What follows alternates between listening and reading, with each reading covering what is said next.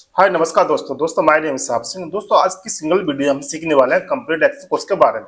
जी हाँ दोस्तों, यानी कि एक्सेल को बेसिक से लेकर एडवांस एक्सेल के बारे में आज की वीडियो में सीखने वाले हैं। दोस्तों अगर आप एक कॉलेज स्टूडेंट हैं या किसी कॉर्पोरेट में जॉब करते हैं या जॉब करने की सोच रहे हैं तो आज का वीडियो आपके लिए है, क्योंकि इन सभी क्षेत्र में एक्सेल का बहुत अधिक यूज किया जाता है। क्योंकि दोस्तों एक्सेल एक पावरफुल टूल है जिसका यूज प्रत्येक कॉर्पोरेट ऑफिस में, इंडस्ट्री में, जहां तक कि स्कूल, कॉलेज और मेडिकल क्षेत्र में इसका बहुत अधिक यूज किया जाता है।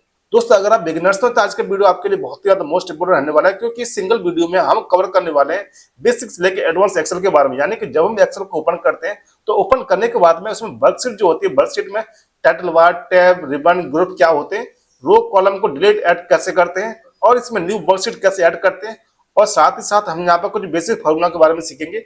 और उसके बाद में एक्सेल में ड्रॉप डाउन लिस्ट कैसे बनाते हैं, पेज सेटअप कैसे करते हैं, शॉर्ट फिल्टरिंग कैसे करते हैं, और एक्सेल का VLOOKUP फॉर्मूला का यूज कैसे करते हैं, और पिवट टेबल के द्वारा समराइज रिपोर्ट कैसे बनाते हैं, आज की वीडियो हम सीखने वाले हैं। इसलिए दोस्तों आपसे रिक्वेस्ट करता हूं कि अगर आप एक्सेल को फुल डिटेल में सीखना चाहते हैं तो वीडियो को पूरा देखिए, और वीडियो देखने के बाद में आपको वीडियो अगर अच्छा लगे तो वीडियो को लाइक शेयर करना ना भूलें, और साथ ही चैनल को सब्सक्राइब करना दोस्तों, क्योंकि मेरी आगे आने वाली वीडियो को नोटिफिकेशन आपको सबसे पहले मिल सके।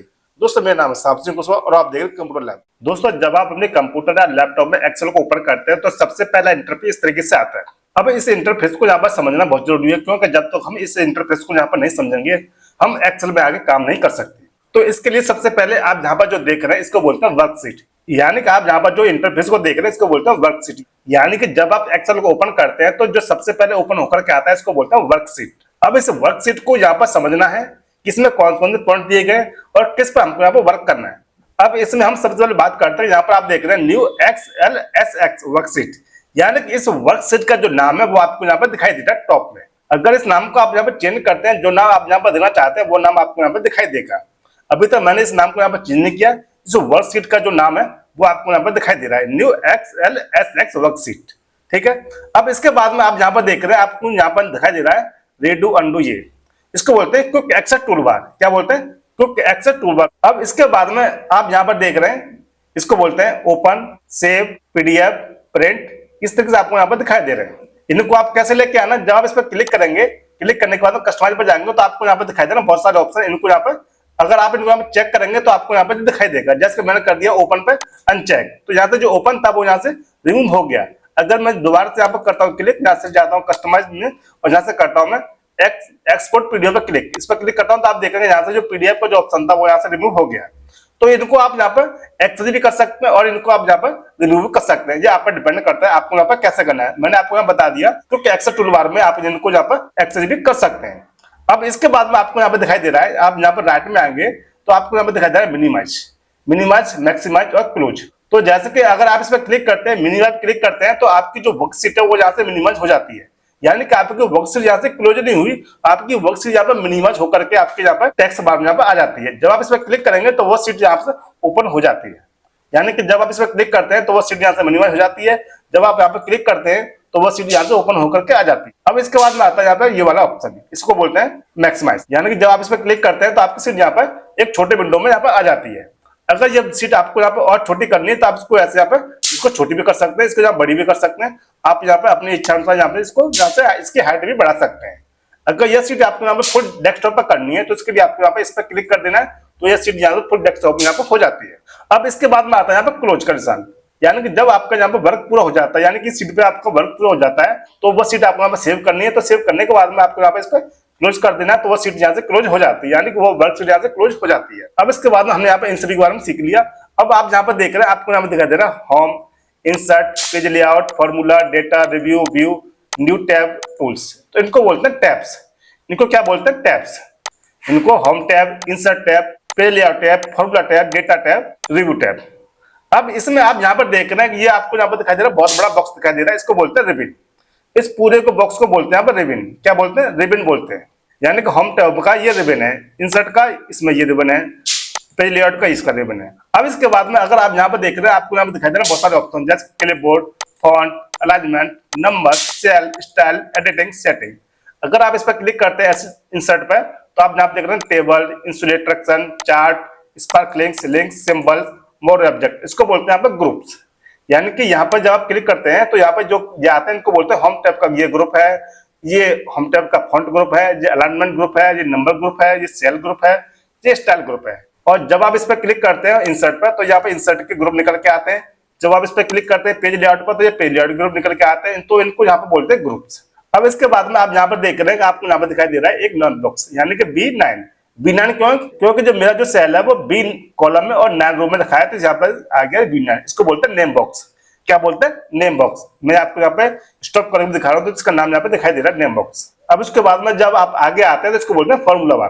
क्या बोलते हैं? Formula bar. आप यहाँ पर जो भी फॉर्मूला अप्लाई करोगे वो फॉर्मूला आपको यहाँ पर दिखाई देगा। ठीक है दोस्तों, इसके बाद में अब हम आते हैं नीचे, यानी कि आप यहाँ पर देख रहे हैं ABCDEFGH, इस तरीके से बहुत सारे यहाँ पर आपको ऑप्शन दिखाई देते हैं। इनको बोलते हैं कॉलम, यानी कि A column, B column, C column, D column, E column, F column, इस तरीके से बहुत सारे कॉलम आते हैं। अगर मैं यहाँ पर राइट एरो की प्रेस करता हूँ तो आप देख रहे हैं यहाँ पर बहुत सारे यहाँ पर कॉलम आते हैं, जैसे कि X Y Z आ गया, फिर AA आ गया, AB आ गया, AC आ गया, AD आ गया, AE आ गया, इस तरीके से यहाँ पर बहुत सारे यहाँ पर कॉलम आते जाते हैं। अब जहाँ आप देखें BM, BI, BM, BN, BO, BP, इस तरीके से बहुत सारे ऑप्शन आते हैं। मैं जस्ट क्लिक करता जा रहा हूँ तो आप देख रहे हैं यहाँ बहुत सारे कॉलम निकल के आ रहे हैं।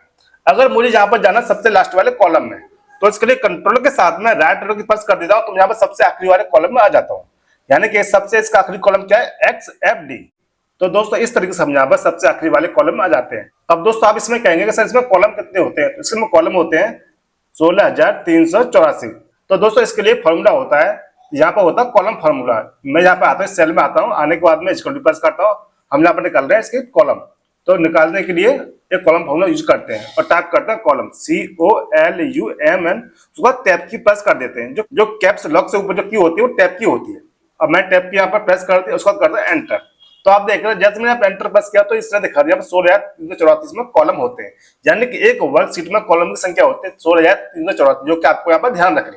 अब दोस्तों इसके बाद हमको जाना सबसे पहले वाले रो में, तो इसको हम यहाँ से करते हैं डिलीट कर देते हैं, हमारा कोई काम नहीं है, हमने इसको डिलीट कर दिया। अब कंट्रोल के साथ में लेफ्ट एरो की प्रेस करते हैं, तो मैं यहाँ सबसे पहले कॉलम में यहाँ पे आ जाता हूँ, यानी कि सबसे पहले कॉलम में आने के लिए कंट्रोल लेफ्ट एरो की, और सबसे आखिरी कॉलम में जाने के लिए कंट्रोल राइट एरो की प्रेस करना है। तो आप यहाँ पे सबसे पहले और सबसे आखिरी कॉलम यहाँ पे आ जाते हैं।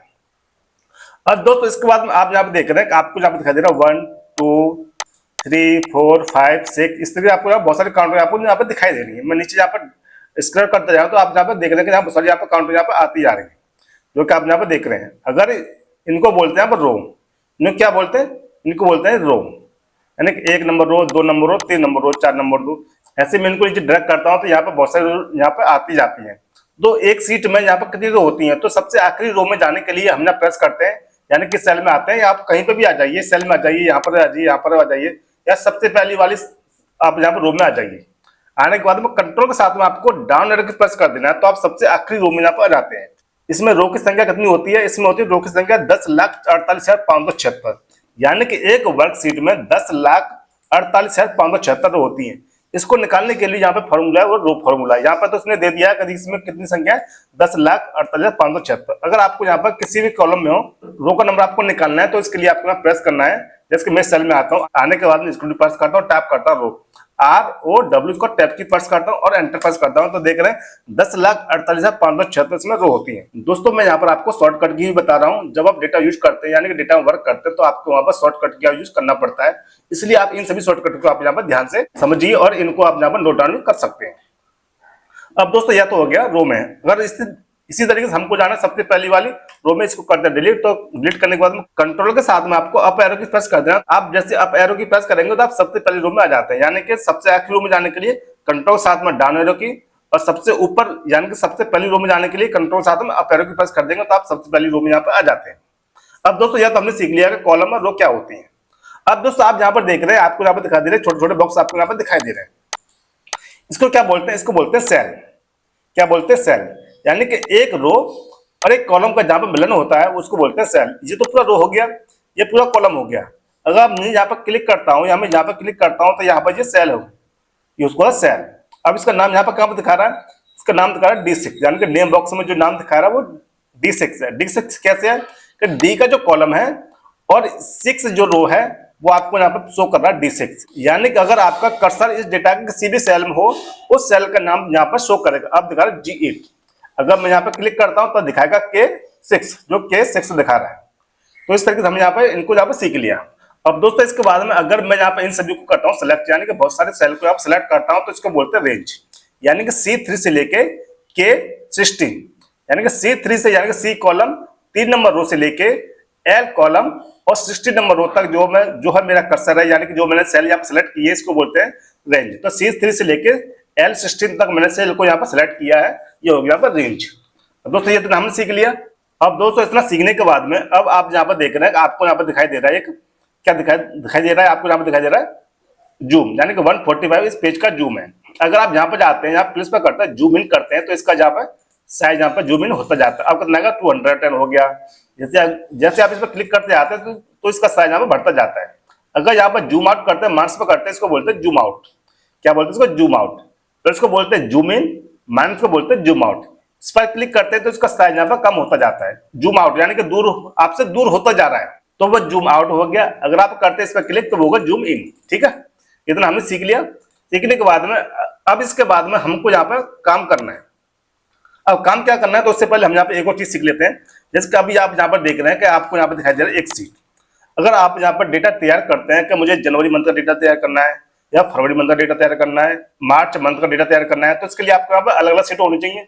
तो इसके लिए यहाँ पर ऑप्शन आता है, यहाँ पर प्लस वाले आइकन में क्लिक करेंगे तो यहाँ पर एक सीट, नई सीट यहाँ पर इंसर्ट हो जाती है, जो हो जाएगा जनवरी फरवरी। आपको जितनी सीट यहाँ पे ऐड करनी है उतनी बार आपको यहाँ पे इस प्लस वाले आइकन पर क्लिक करना जाना है, तो वो सीट यहाँ पे ऐड होती जाती है, जैसे कि आप यहाँ पर देख रहे हैं। अब इसके बाद में अगर आपको यहाँ से इन सीटों में से किसी को डिलीट करना है, तो जैसे मुझे करना है 7 नंबर सीट को डिलीट करना है, तो इस पर माउस का राइट बटन क्लिक करता हूँ और क्लिक करने के बाद आपके सामने यहाँ पर एक मेन्यू बार ओपन होकर के आता है। इसमें आता है डिलीट का ऑप्शन। जब आप इस पर क्लिक कर देंगे तो ये सीट यहाँ से डिलीट हो जाती है। यह सीट यहाँ से परमानेंट डिलीट हो जाती है, इसको आप यहाँ पर दोबारा से वापस नहीं ला सकते। अगर आपकी सीट में जो यहाँ पर कुछ लिखा हुआ है, आप यहाँ पर कुछ भी लिख दो, डिलीट लिखने के बाद में अगर आप इसको डिलीट करते हो तो डिलीट करने के बाद में इसमें यहाँ पर ला सकते हो।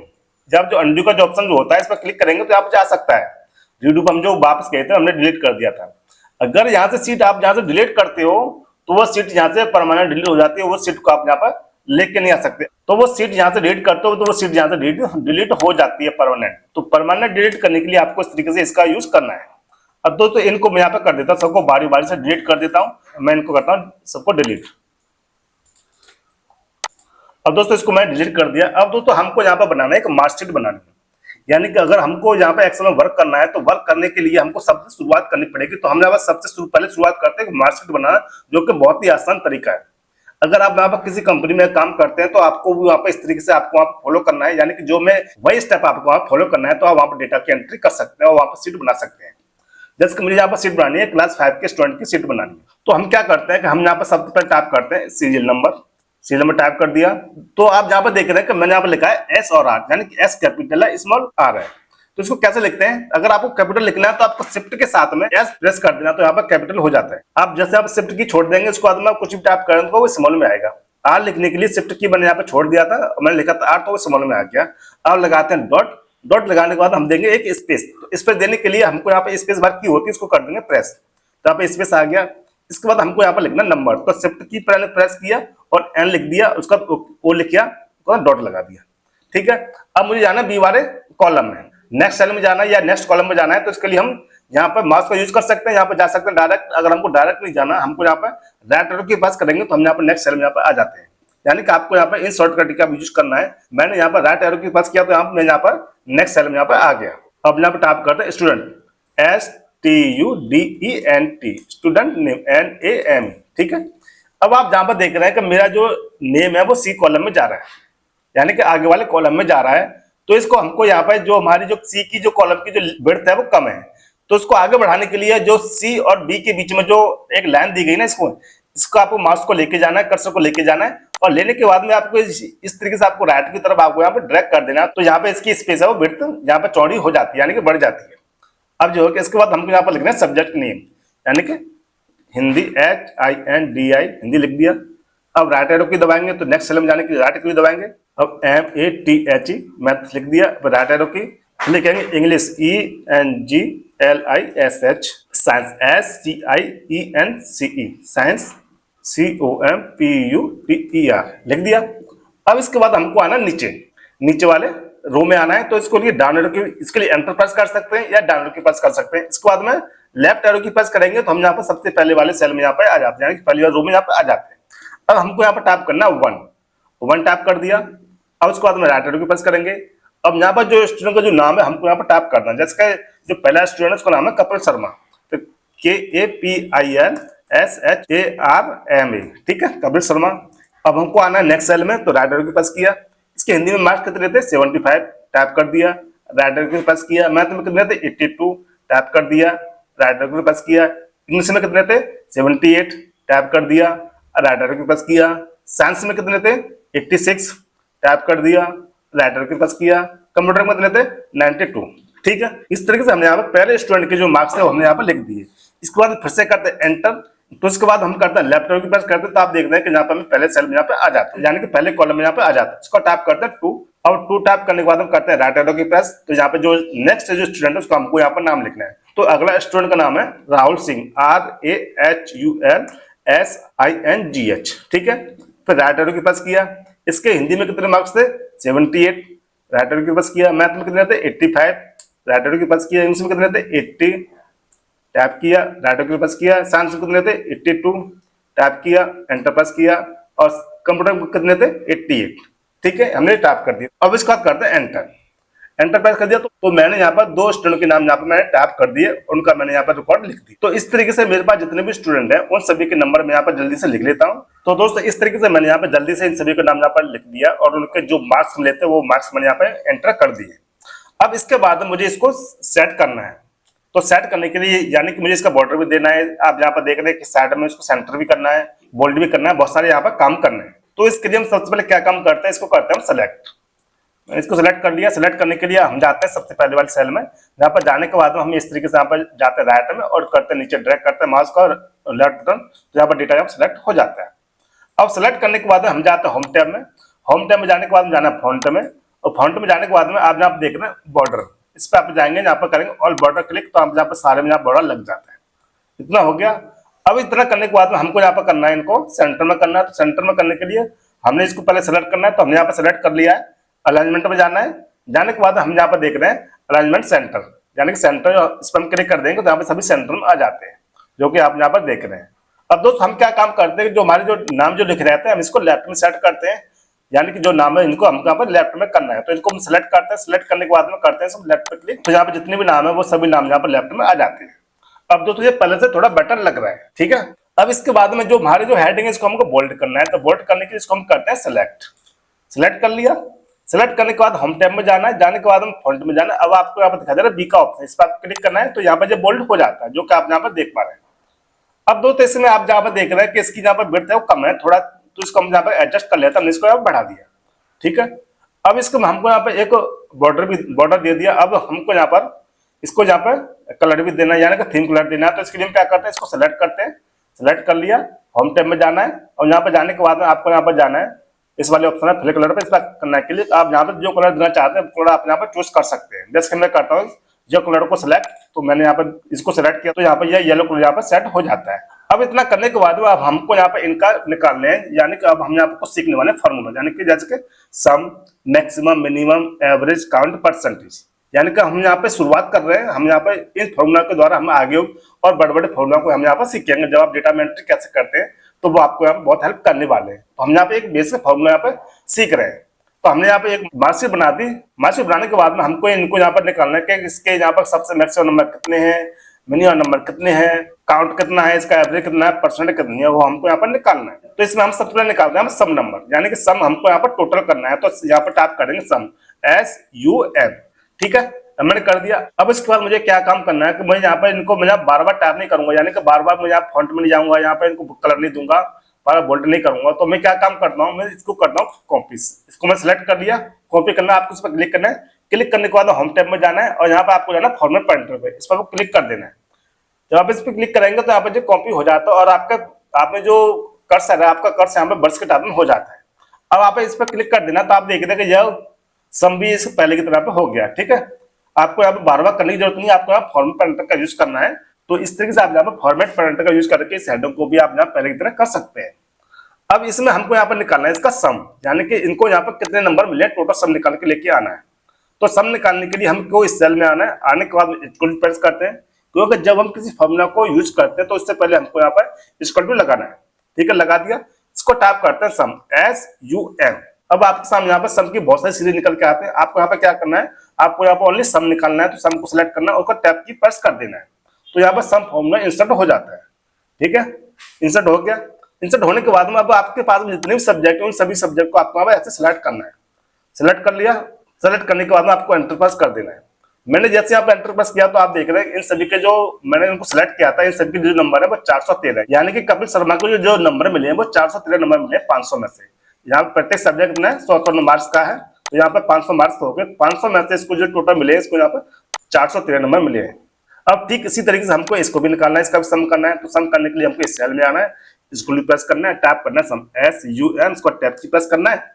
अब टैप की प्रेस करने के बाद में हम इसको हम करते हैं सेलेक्ट, जो नंबर्स है जो सेल है हमने को सिलेक्ट कर लिया और एंटर प्रेस कर दिया, तो इसके भी यहाँ पर 413 नंबर आ गए। ठीक है, इनके भी यहाँ बराबर आ गए। अब इस तरीके से हमको इसको भी निकालना है, तो हम एक एक करके अपन नहीं निकालेंगे। हम क्या काम करेंगे, हम जाएंगे पहले वाले सेल में जाएंगे, इस वाले सेकंड वाले सेल में जाएंगे, जाने के बाद में इसको नीचे ड्रैग कर देंगे, तो इन सभी के यहाँ पर नंबर निकल के आ जाएंगे। यानी कि आप यहाँ पर देख रहे हैं इन सभी के यहाँ पर नंबर टोटल सम निकल के यहाँ पर आ गया। अब इसको हमको सेंटर करना है, तो सेंटर करने के लिए इसको हम सिलेक्ट करते हैं। सिलेक्ट करने के बाद हम जाते हैं यहाँ पर सेंटर में, यहाँ पर क्लिक करते हैं तो इनके यहाँ पर नंबर यहाँ पर सेंटर में आ जाते हैं। ठीक है, आ गए। अभी हमने यहाँ पर सीखा सम फॉर्मूला, लेकिन अब हम सीखने वाले हैं मैक्सिमम फॉर्मूला, यानी कि हमें यह देखना है कि इससे सबसे ज्यादा नंबर कितने हैं। अगर आपके पास में डेटा यहाँ पर कम है तो आप बता सकते हैं कि इसमें 92 नंबर सबसे ज्यादा है। अगर आपके पास में डेटा ज्यादा है तो हम कैसे निकालेंगे, तो इसके लिए यूज करते हैं मैक्सिमम फॉर्मूला। तो हम यहाँ टैप करेंगे मैक्स, MAX। ठीक है, टैप कर दिया। इसके बाद इसको सिलेक्ट करते हैं। सिलेक्ट करने के बाद हम जाएंगे फॉर्मेट पेंटर में, मैंने जो आपको बताया था फॉर्मेट पेंटर में गए और यहाँ पर जाने के बाद इस पर कर देंगे क्लिक, तो यहाँ पे जो हेडिंग यहाँ पहले की तरह यहाँ पे हो जाती है, यानी इसकी तरह यहाँ पे हो जाती है, जहाँ बोल्ड भी हो जाती है और यहाँ पे फिल कलर यहाँ पर लग जाता है। अब इसके बाद हमको यहाँ पर निकालना है मैक्सिमम। तो मैक्सिमम निकालने के लिए हम किस सेल में आना है, आने के बाद स्क्रोल प्रेस करेंगे और टैप करेंगे मैक्स, MAX। उसके बाद में टैप की प्रेस करेंगे। अब टैप की प्रेस कर दिया। अब इसके बाद इन सभी को हम करेंगे हम सेलेक्ट, यानी कि कपिल शर्मा के जो नंबर है इन सभी को नंबर को हम करेंगे सेलेक्ट। सिलेक्ट कर लिया और कर दिया एंटर। तो आप देख रहे हैं कि यहाँ पर 92 नंबर यहाँ पर निकल के आ गए, यानी कि कपिल शर्मा को जो सबसे मैक्सिमम नंबर जो मिले हैं वो 92 हैं। आप भी यहाँ पर देख रहे हैं, यहाँ पर निकाल के दे दिया। अब आगे के नंबर को निकालने के लिए हमको यहाँ पर बार बार फॉर्मूला नहीं लगाना।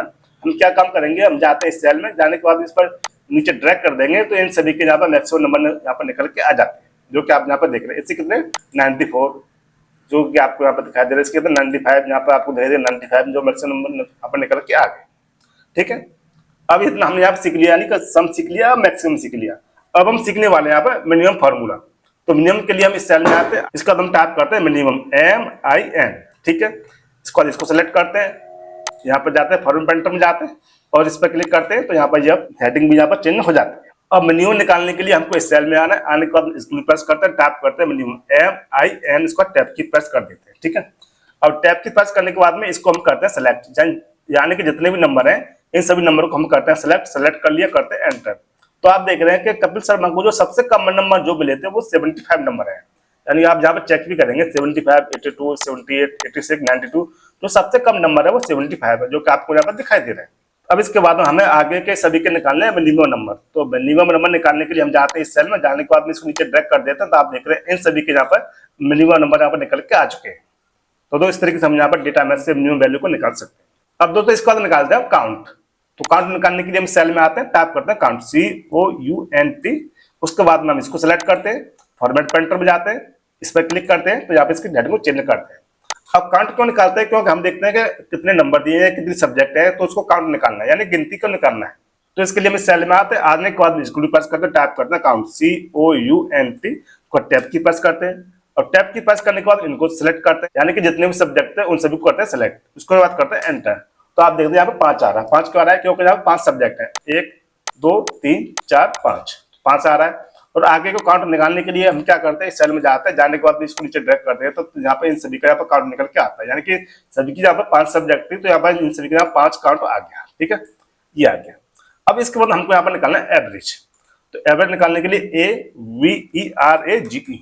ठीक है, इसके बाद में इसको सिलेक्ट किया, फॉर्मेट पेंटर में गए, इस पर क्लिक कर दिया। ठीक है, और एवरेज निकालने के लिए हमको इस सेल में आना है, आगे इसको भी प्रेस किया और टाइप किया एवरेज, AVERAGE। आपको यहाँ पर ध्यान देना कि आपको यहाँ पर इंग्लिश में कोई मिस्टेक नहीं करनी।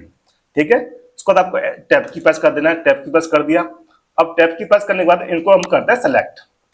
सेलेक्ट कर लिया, यानी कि हमारे पास जितने सब्जेक्ट थे इनको हमने सब सेलेक्ट कर लिया। अब यहाँ पर निकलना है इसका एवरेज। अब उसके बाद करते हैं एंटर। तो मैंने जैसे यहाँ पे एंटर प्रेस किया तो आप देख रहे हैं यहाँ पे 82 इसका एवरेज निकल के आ गया, यानी 82.6% इसका एवरेज निकल के यहाँ पे आ गया, जो कि आप यहाँ पर देख पा रहे हैं। और आगे के एवरेज को निकालने के लिए, यानी कि इन सभी का एवरेज निकालना है हमको यहाँ पर, तो क्या करते हैं, इस सेल में जाते हैं, जाने के बाद इस पर डबल क्लिक कर देते हैं, तब भी इसका यहाँ पे एवरेज निकल के आ जाता है। अगर आप इसको नीचे ड्रैग करेंगे, इस पर डबल क्लिक करेंगे, बात एक ही है, इन सभी का यहाँ पे एवरेज निकल के आ जाता है। ठीक है, अब दोस्तों यह तो आगे एवरेज। अब इसके बाद हम सीखते हैं परसेंटेज, यानी कि इसके कितने परसेंट नंबर निकल के आए, जो हमारे स्टूडेंट हैं उन स्टूडेंट के यहाँ पर कितने परसेंट नंबर निकल के आए। तो परसेंट निकालने के लिए हम जाते हैं इस सेल में, जहाँ टाइप करते हैं परसेंटेज, PERCENTAGE। इसके बाद में इसको करते हैं क्लिक, जाते हैं फॉर्मेट पेंटर में, इस पर करते हैं क्लिक, तो यहाँ पे जो चिन्ह हो जाता है। अब इसके बाद हम आते हैं इस सेल में, टाइप करते हैं इक्वल टू। इसको टाइप करने के बाद हमने आप निकालेंगे परसेंटेज। परसेंटेज कैसे निकालते हैं, परसेंट निकालते हैं सम इंटू 100 बटे टोटल मार्क्स, यानी कि हमारे पास जो स्टूडेंट थे उन स्टूडेंट के पास में जो सब्जेक्ट थे 5 थे, 1 2 3 4 5। ठीक है, इसको हम पहले डिलीट कर देते हैं। ठीक है, और इनका जो सम है जो निकल के आए 413, और प्रत्येक सब्जेक्ट कितने का था, 100 मार्क्स का था प्रत्येक सब्जेक्ट, यानी 100 नंबर के प्रत्येक सब्जेक्ट थे। यहाँ पर कितना हो गया टोटल 500 मार्क्स, यानी 500 मार्क्स हो गए। 500 मार्क्स में से इसको मिले 413, इसको 413, इसको 424, 429, 451 ऐसे नंबर मिले हैं। तो हमको यहाँ पर निकालना है परसेंटेज। तो परसेंटेज निकालने के लिए हम इस सेल में आते हैं, आने के बाद इसको प्रेस करते हैं, उसके बाद में हम इसको करते हैं सेलेक्ट। समय इसको हम सेलेक्ट करते हैं, सेलेक्ट कर लिया, और सेलेक्ट करने के बाद लगाते हैं इनटू, टाइप करते हैं 100, उसके बाद लगाते हैं डिवाइडेड निशान और टाइप करते हैं 500, करते हैं एंटर। तो आप देख रहे हैं कि इसका 82.6% यहाँ पे आ चुका है, यानी कि आप यहाँ पे देख रहे हैं 82.6%। इसके जो कपिल शर्मा है इसको मिले 82.6%।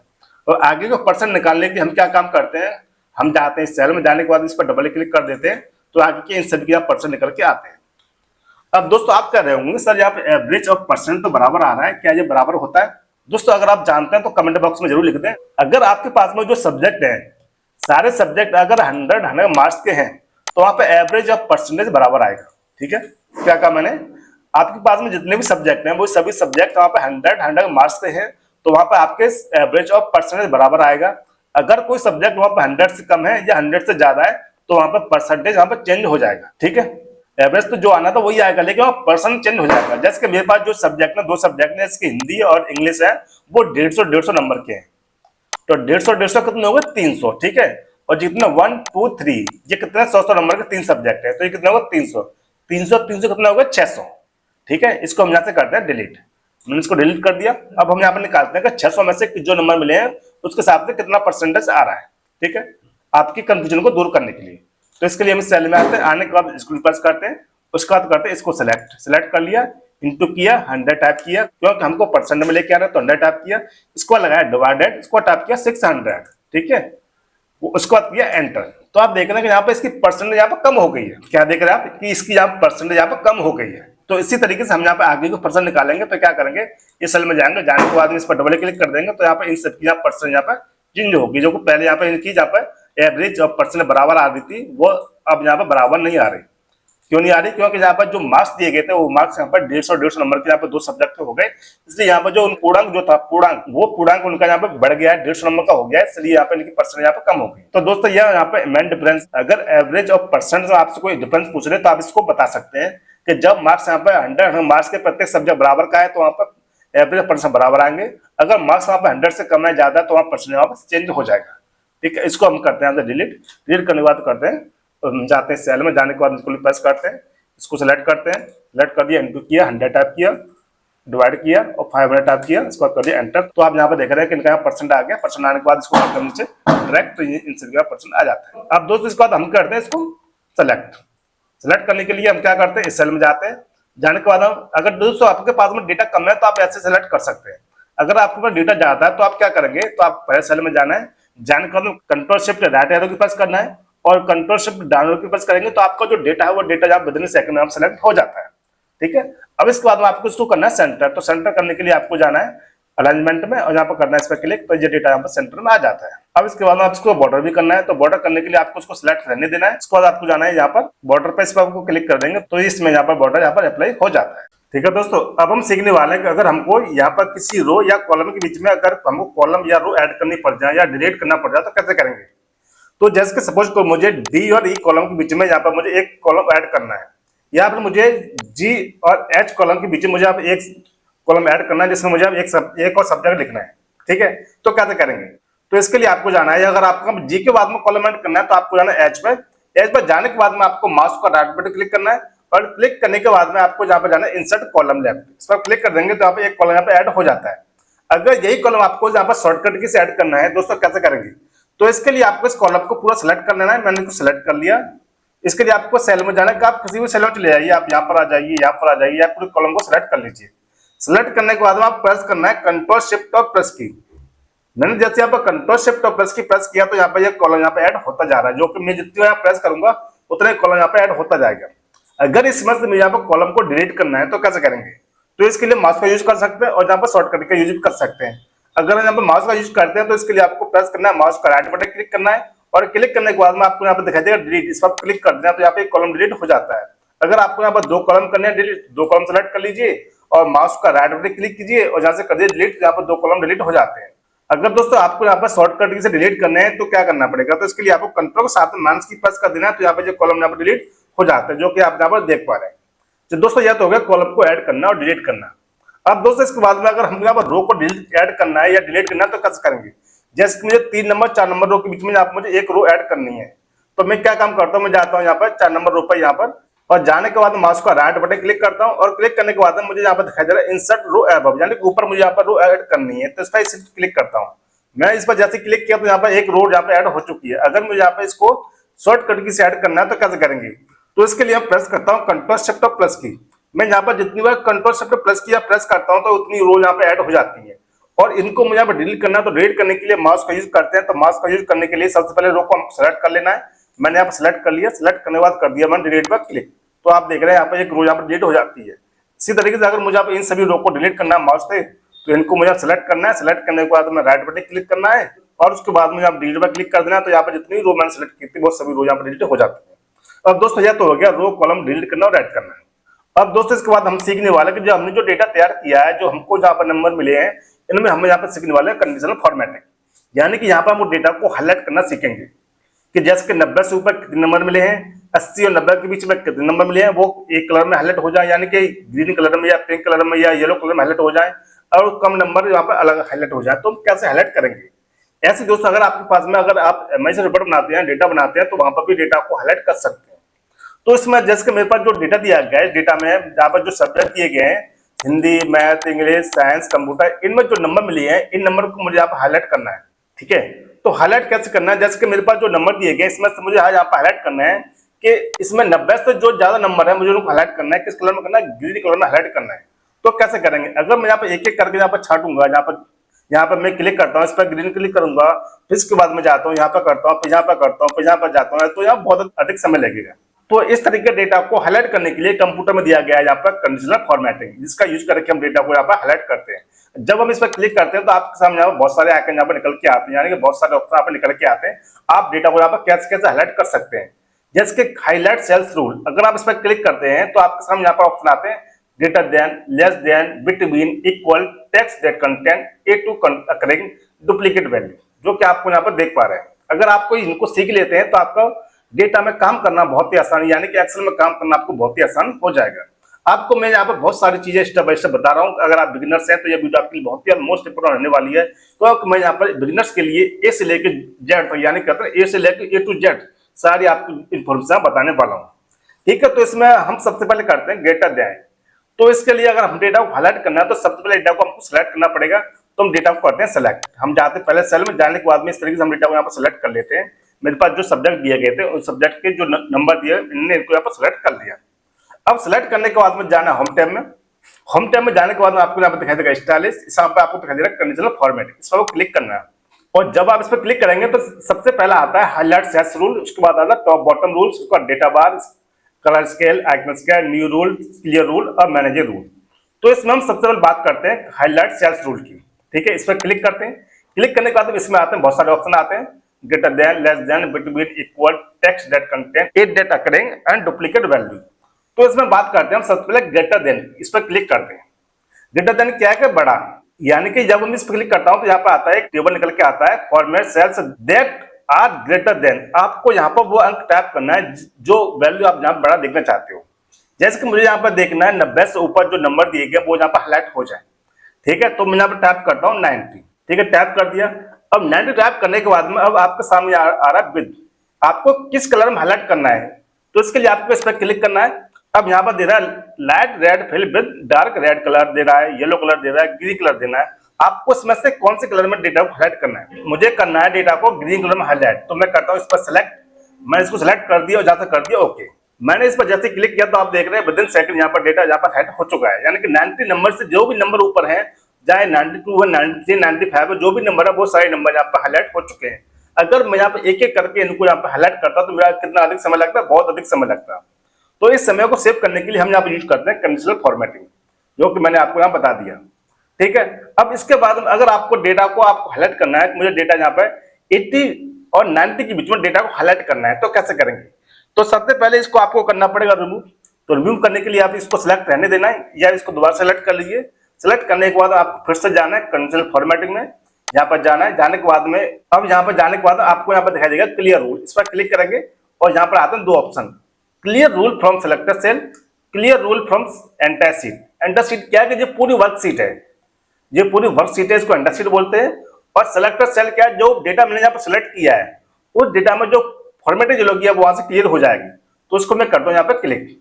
मैंने इस पर जैसे क्लिक किया तो यहाँ पर जो लगी थी फॉर्मेटिंग वो सारी फॉर्मेटिंग यहाँ रिमूव हो गई। ठीक है दोस्तों, अब इसके बाद हम जाते हैं फिर से कंडीशनल फॉर्मेटिंग में, जाते हैं हाईलाइट सेल्स रूल में, जहाँ पर करते हैं लेस देन। यानी कि अभी हम सीखने वाले हैं लेस देन। लेस देन कितना सीखने हैं? हम यहाँ पर सीखने वाले हैं कि अगर जो 80 से नीचे जो नंबर मिले हैं, जो 80 से नीचे जो नंबर मिले वो हाईलाइट हो जाए। तो यहाँ पर टाइप करते हैं 80, टाइप कर दिया। अब वो नंबर आपको किस कलर में हाईलाइट करने हैं, तो इसके लिए इसमें जाते हैं, वो करने मुझे यहाँ पर येलो कलर में, या मुझे करना यहाँ पर रेड कलर में कर दिए। मैंने यहाँ पर कर दिया रेड को सेलेक्ट, यहाँ से कर दिया ओके। तो आप देख रहे हैं यहाँ पर ओनली 3 ऐसे मार्क्स हैं जो 80 से नीचे हैं जो हाईलाइट यहाँ पर हो गए, 75, 78 और 78, जो कि आपको यहाँ पर दिखाई दे। और यहाँ पर किसी के भी यहाँ पर नंबर नहीं है जो 80 से नीचे हैं जो यहाँ पर हाईलाइट हो जाए। तो यहाँ पर ओनली 3 नंबर निकले हैं वो यहाँ पर हाईलाइट हो चुके हैं। यानी कि लेस देन भी हमने सीख लिया और हमने ग्रेटर देन भी सीख लिया। अब हम सीखेंगे बिटवीन। तो इसके लिए हम इसको करेंगे क्लियर रूल। क्लियर रूल के लिए सबसे पहले इसको सिलेक्ट रहने देते हैं, जाते हैं कंडीशनल फॉर्मेटिंग में, फिर करते हैं क्लियर, जहां से करते हैं क्लियर सेलेक्ट सेल, तो यहाँ पर यह क्लियर हो जाता है। अब जाते हैं फिर से कंडीशनल फॉर्मेटिंग में, फिर जाते हैं हाईलाइट सेल्स रूल में, जहां से करते हैं बिटवीन। बिटवीन क्या है कि मुझे यहाँ पर रूल करने हैं, मुझे यहाँ पर करना है 80 और 90 के बीच में जो नंबर दिए गए वो यहाँ पर हाईलाइट हो जाए, यानी कि बीच के भी नंबर यहाँ पर हाईलाइट हो जाए। तो मैं यहाँ पर टाइप करता हूँ पहले 80, यहाँ पर 80 लिखा हुआ है, और यहाँ टाइप करता हूँ 90, तो यहाँ पर 90 भी लिखा हुआ है। अगर यहाँ पर लिखा नहीं रहता तो हम यहाँ पर टाइप करते हैं, यानी कि 80 और 90 के बीच में मुझे यहाँ पर डेटा को हाईलाइट करना है। किस कलर में करना है वो कलर आपको यहाँ पर चूज कर लेना है। जैसे वो करना है मुझे येलो कलर में सिलेक्टेड, तो मैं करता हूँ इसको सिलेक्ट करता हूँ, सिलेक्ट कर लिया, यहाँ से कर दिया ओके। तो आप देख रहे हैं कि जो 80 और 90 के बीच में जो कलर दिए गए थे, जो नंबर दिए गए थे, वो सभी नंबर यहाँ पर येलो कलर में यहाँ पर हाईलाइट हो चुके हैं, जो कि आप यहाँ पर ऑन स्क्रीन देख पा रहे हैं। तो दोस्तों इस तरीके से हम यहाँ पर बिटवीन, लेस देन और ग्रेटर देन के द्वारा हम डेटा को यहाँ पर हाईलाइट कर सकते हैं।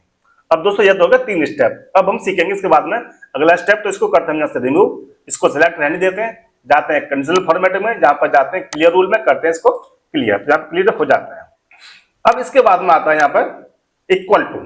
इक्वल टू क्या है कि आप किसके बराबर जो नंबर है उसको सिलेक्ट करना चाहते हैं, यानी कि हाईलाइट करना चाहते हैं। मुझे ओनली 90, तो मुझे यहाँ पर इससे कितने नंबर हैं जो 90 हैं वो यहाँ पर हाईलाइट हो जाए, ओनली इक्वल यानी बराबर, 90 के बराबर जो भी नंबर है वहां पर हाईलाइट हो जाए। तो मैं टाइप करता हूँ 90, टाइप कर दिए। अब टाइप करने के बाद मुझे किस कलर में लेने हैं, तो इसके लिए अगर आपको यहाँ पर एक कलर नहीं लेना, आपको चाहते हैं मुझे यहाँ पर दूसरा कलर लेना है, तो इसके लिए आपको जाना है कस्टम फॉर्मेट में। ठीक है, आप यहाँ पर आके अब जाने के बाद में आपको जाना पैटर्न में। ठीक है, अब यहाँ पे आपके सामने कलर की एक थीम निकल के आती है, इसमें से आपको जो कलर चूज करना है वो कलर आप यहाँ पे चूज कर सकते हैं।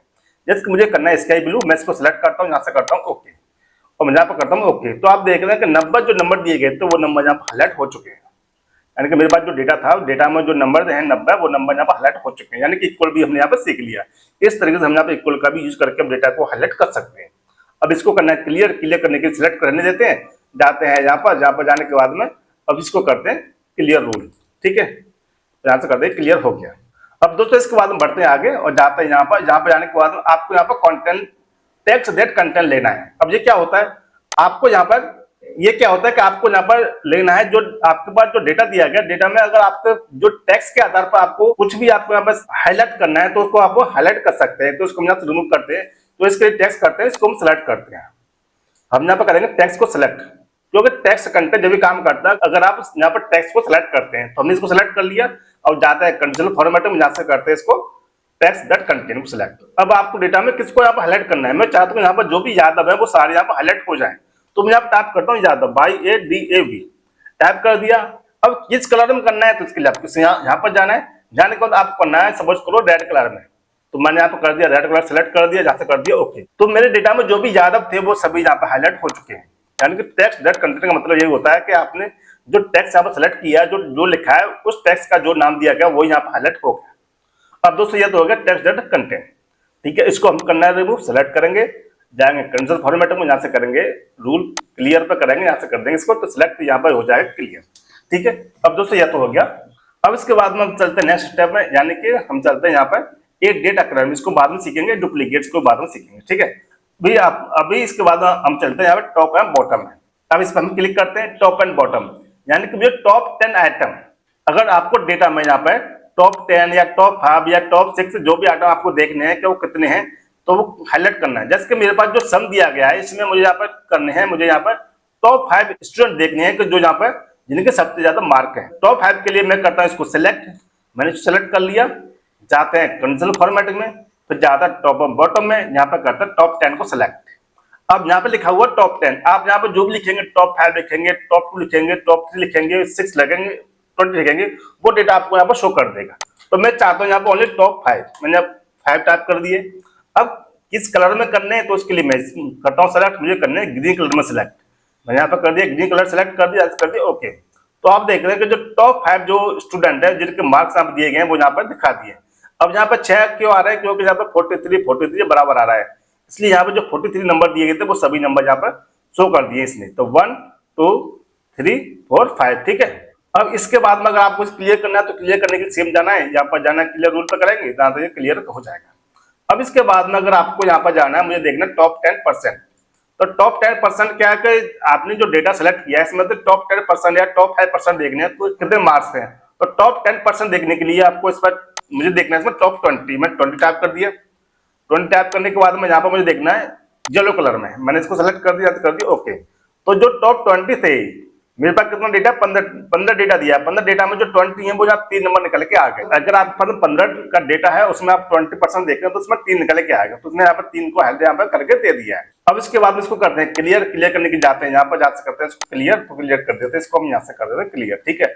अब जाते फिर से यहाँ पर करते हैं, अब यहाँ पर देखना हम बॉटम 10 आइटम, यानी कि बॉटम यानी कि नीचे से 5 या 10 आइटम आपको देखने हैं। तो यहाँ पर टाइप करता हूँ नीचे से कितना देखना, मुझे 3 आइटम देखने हैं। कैसे, नीचे 3 स्टूडेंट है जो बताइए जो जिसके सबसे कम नंबर है, ठीक है। अब किस कलर में देखने हैं, मुझे देखने वो रेड कलर में, सेलेक्ट कर दिया, कर दिया ओके। तो नीचे से जो 3 नंबर है वो यहाँ पर आपको दिखाई दे रही है, ठीक है। 1 2 3 4 को दे दिए, 413 416 से यहाँ पर दे दिए हैं। इस तरीके से हम यहाँ पर नीचे से डेटा को आप हाईलाइट कर सकते हैं। इसको करना क्लियर, जाते हैं यहाँ पर कर देते हैं क्लियर, ठीक है। दोस्तों अभी तक हमने सीखा कि एक्सेल में हमने एक मार्कशीट बनाया और मार्कशीट बनाने के बाद में हमने यहाँ पर कुछ फार्मूला को यहाँ पर हमने अप्लाई किया था। लेकिन अब हम सीखने वाले हैं कि जब हमारे पास जो डेटा हमने जो तैयार किया है इस डेटा में हमको यहाँ पर प्रिंट पेज अब सीखना है, यानी कि प्रिंट लेआउट सीखना है। कि जब हम डेटा को तैयार करते हैं तो तैयार करने के बाद में जब हमको उसका प्रिंट निकालना है तो उसका प्रिंट निकालने से पहले हमें उसका पेज सेट करना पड़ता है। तो इस वीडियो में अब हम सीखने वाले हैं पेज सेटअप। तो पेज सेटअप के लिए मेरे पास जो डेटा दिया गया, डेटा को मैं यहाँ पर क्या करता हूँ, एक बार इसको कॉपी करके यहाँ पर इसको कंट्रोल सी किया, कंट्रोल सी करने के बाद इसको मैं यहाँ पेस्ट कर देता हूँ, कंट्रोल वी, जिसका डेटा यहाँ पर थोड़ा बड़ा हो जाए। अब इसके बाद में जो नंबर दिए गए इसको मैं यहाँ पर क्या करता हूँ, इनको यहाँ पर मैं इसी नंबर इसको दे देता हूँ, क्लिक करता हूँ तो यहाँ पर सारे नंबर यहाँ पर आ जाते हैं। अब इसके बाद हमारे पास जो डेटा दिया गया है, डेटा को प्रिंट सेटअप करने से पहले हम इसका एक प्रिंट प्रीव्यू देख लेते हैं कि यह डेटा कितने पेज में यहाँ पर आता है। तो इसके लिए हम जाते हैं लेआउट में, लेआउट में जाने के बाद हम जाते हैं प्रिंट प्रीव्यू में और यहाँ पर चेक करते हैं कि हमारा जो डेटा है वो यहाँ पर डेटा दिया है 2 में, यानी कि 2 पेज में हमारा डेटा यहाँ पर आ रहा है। लेकिन हमको क्या करना है, इस पेज को हमको यहाँ पर 1 पेज में लेके आना है। तो इसके लिए हम क्या करते हैं, हम जाते हैं सबसे पहले ओरिएंटेशन में और यहाँ से करते हैं इसको लैंडस्केप, यानी कि हमको डेटा को यहाँ पर लैंडस्केप में लेके आना है, ठीक है। कैसे लेके आना है, लैंडस्केप में लेके आना है इस तरीके से। अब इसके बाद में हम इसका एक बार प्रिंट प्रीव्यू देखते हैं। तो जाते हैं हम इसको प्रिंट प्रीव्यू में जाते हैं। यहाँ पर जाने के बाद अब आप देख रहे हैं कि यहाँ पर डेटा हमारा अभी 2 पेज में आ रहा है, यानी कि 1 पेज हो गया और 1 पेज हो गया, 2 पेज हमारा डेटा यहाँ पर आ रहा है। अब इस डेटा को हमको यहाँ पर 1 पेज में करना है, तो 1 पेज में करने के लिए हम क्या करते हैं, जाते हैं यहाँ पर एग्जिट में करते हैं और यहाँ पर आ जाते हैं यहाँ पे।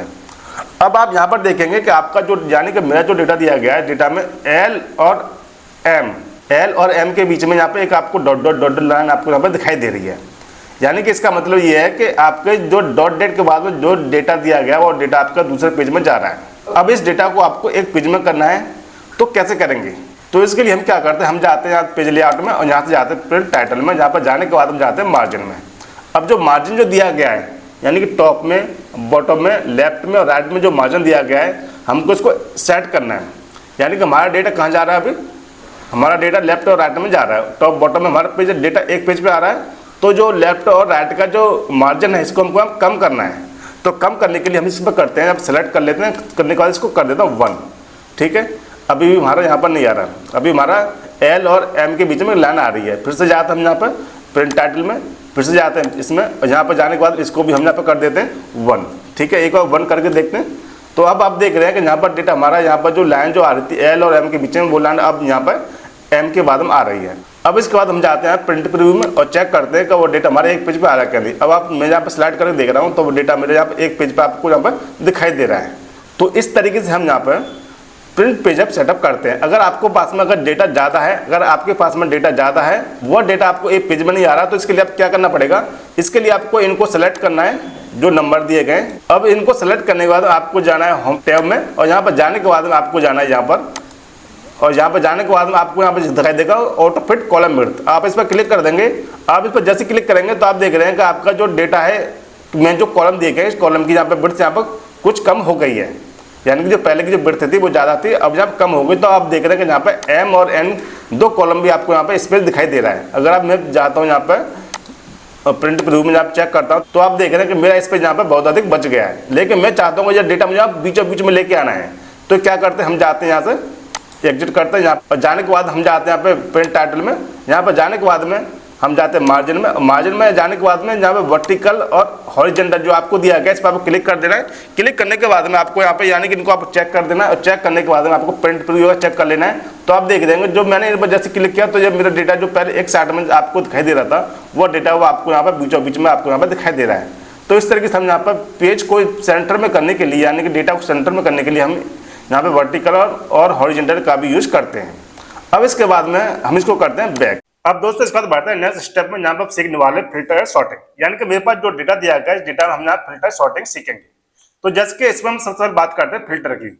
फिल्टर का यूज कैसे करते हैं, जैसे कि मेरे पास जो डेटा दिया गया है, इसमें जो प्रोडक्ट नेम दिए गए, मुझे यहाँ पर सारे प्रोडक्ट नेम नहीं देखने, मुझे यहाँ पर देखने ओनली 1 या 2। जैसे कि मुझे देखना है बॉडी लोशन का, मुझे यहाँ देखना है माउस का, मुझे देखना है या ड्राई फ्रूट का, मुझे यहाँ देखना है पेंट का। जो भी आपको डेटा देखना है वो आपको यहाँ फिल्टर के द्वारा आप यहाँ पर देख सकते हैं। अब इसका यूज कैसे करते हैं, तो इसका यूज करने के लिए हम क्या करते हैं, जाते हैं डेटा टैब में, और डेटा टैब में जाने के बाद में जाना है यहाँ पे फिल्टर में, आपको यहाँ पे दिखाई देगा सॉर्ट एंड फिल्टर, और यहाँ पे जाना है आपको फिल्टर पर क्लिक करना है, और उसके बाद में आपको फिल्टर पर क्लिक कर देना है। आप इस पर जैसे क्लिक करेंगे तो आपके सामने यहाँ पे इस तरीके से एरो लग के आ जाएंगे। अब इसको बोलते हैं फिल्टर लगाना। ठीक है दोस्तों, फिल्टर हमने यहाँ पर लगा दिया है। जब आप इस पर दोबारा क्लिक करेंगे तो यहाँ रिमूव हो जाता है, इस पर फिर से क्लिक करेंगे तो यहाँ फिल्टर अप्लाई हो जाता है। फिल्टर अप्लाई कब होता है, जब जैसे कि यहाँ पर आपने यहाँ पर देख रहे हैं, यहाँ पे आपको एक एरो दिखाई दे रहा है नीचे की तरफ, अगर ये लग जाता है तो यहाँ पर आपको सामने यहाँ पर फिल्टर लग जाता है। अब इसके बाद में मुझे डेटा देखना है यहाँ पे प्रोडक्ट वाइज, या मुझे डेटा देखना है यहाँ पे सिटी एड्रेस वाइज, यानी कि सिटी वाइज या नेम वाइज। आपको जिस हिसाब से यहाँ पर डेटा देखना है उसको आपको यहाँ पर आप उसके हिसाब से यहाँ पर डेटा देख सकते हैं।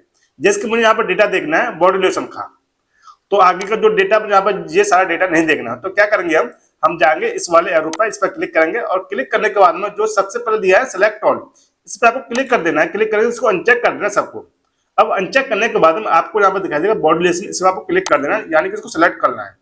अब इसको सिलेक्ट करने के बाद में आपको यहाँ पे ओके पे क्लिक कर देना है। मैंने जैसे यहाँ पे ओके पे क्लिक किया तो आप देख रहे हैं यहाँ पे ओनली बॉडी लोशन का आपको डेटा आपको यहाँ पर दिखाई दे रहा है।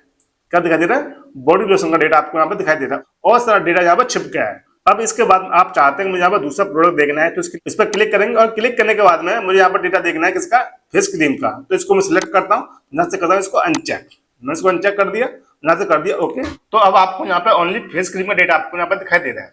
लेकिन आप चाहते हैं मुझे यहाँ पर 2-3 डेटा देखना है, जैसे कि इस पर क्लिक करते हैं, जिसका आपको देखना है कि आपको देखना है फेस का डेटा देखना है, आपको देखना है हेयर ऑयल का डेटा देखना है, आपको देखना है पैंट का, आपको देखना है शर्ट का। ठीक है, मैंने इसको यहाँ पर चेक कर दिया, इसको कर दिया ओके। तो आप देख रहे हैं यहाँ पर जो मैंने चेक किया था ओनली 4 आइटम को डेटा आपको यहाँ पर दिखा रहा है। तो इस तरीके से हम यहाँ पर डेटा फिल्टर का यूज करके डेटा को भी देख सकते हैं। अब इसको हमको क्लियर करना है तो इसको करेंगे सेलेक्ट, इस पर क्लिक करेंगे, क्लिक करने के बाद हम यहाँ पर दिखाई देगा क्लियर, इस पर कर देंगे क्लिक। तो आप देख रहे हैं कि यहाँ पर जो डेटा हमारा पहले की तरह यहाँ पर सारा डेटा आपको यहाँ पर शो कर रहा है। लेकिन अब चाहते हैं मुझे यहाँ पर डेटा देखना है एड्रेस वाइज यानी कि सिटी वाइज। तो क्या करेंगे, तो इसके लिए हम जाते हैं इस पर क्लिक करते हैं और क्लिक करने के बाद में सबसे पहले करेंगे इस पर सेलेक्ट ऑल पर क्लिक, यहाँ से सबको अनचेक करेंगे। अनचेक करने के बाद में मुझे यहाँ पर डेटा देखना है पटना का। तो हम जाते हैं पटना पर क्लिक करते हैं, इसको सिलेक्ट करते हैं, सिलेक्ट करने के बाद करते हैं ओके पर क्लिक। तो आप देख रहे हैं कि यहाँ पर ओनली 4 लाइन आइटम ऐसे हैं जो पटना में है और वो आपको डेटा यहाँ पर दिखाई दे रहा है, और जितने भी एड्रेस थे वो सभी एड्रेस यहाँ पर हाइड हो गए। तो इस तरीके से हम यहाँ पर डेटा में फिल्टर का यूज करके डेटा को यहाँ पर देख सकते हैं। अब इसको अनचेक करना है तो अनचेक करने के लिए क्या करते हैं, इस पर क्लिक करते हैं, क्लिक करने के बाद में इस पर कर देते हैं क्लिक। तो यहाँ पर सारा डेटा पहले की तरह आपको यहाँ पर दिखाई देने लग जाता है। अब इसके बाद में हमने जो फिल्टर लगाया इसको रिमूव करना है, तो रिमूव करने के लिए क्या कर देंगे, इसको यहाँ पर क्लिक कर देंगे तो यहाँ पर फिल्टर रिमूव हो जाता है। यानी फिल्टर को अप्लाई करने के लिए इस पर क्लिक करेंगे और फिल्टर को रिमूव करने के लिए हम इस पर क्लिक करेंगे तो यहाँ फिल्टर अप्लाई और रिमूव हो जाता है। अब दोस्तों इसके बाद सीखते हैं सॉर्टिंग।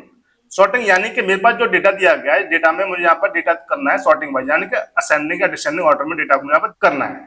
तो मुझे यहाँ पर डेटा करना है प्राइस वाइज, यानी कि जो प्राइस दी गई है मुझे यहाँ पर सबसे जो ज्यादा प्राइस है पहले डेटा दिखाई दे, उसके बाद कम डेटा दिखाई दे, उसके बाद कम। जैसे कि मुझे सबसे पहले देखना है 100 प्राइस का, उसके बाद 90 प्राइस का, उसके बाद 80 का, उसके बाद में 75 का, ऐसे डेटा मुझे यहाँ पर देखना है। यानी कि डिसेंडिंग ऑर्डर मुझे यहाँ पर डेटा देखना है ऊपर से नीचे।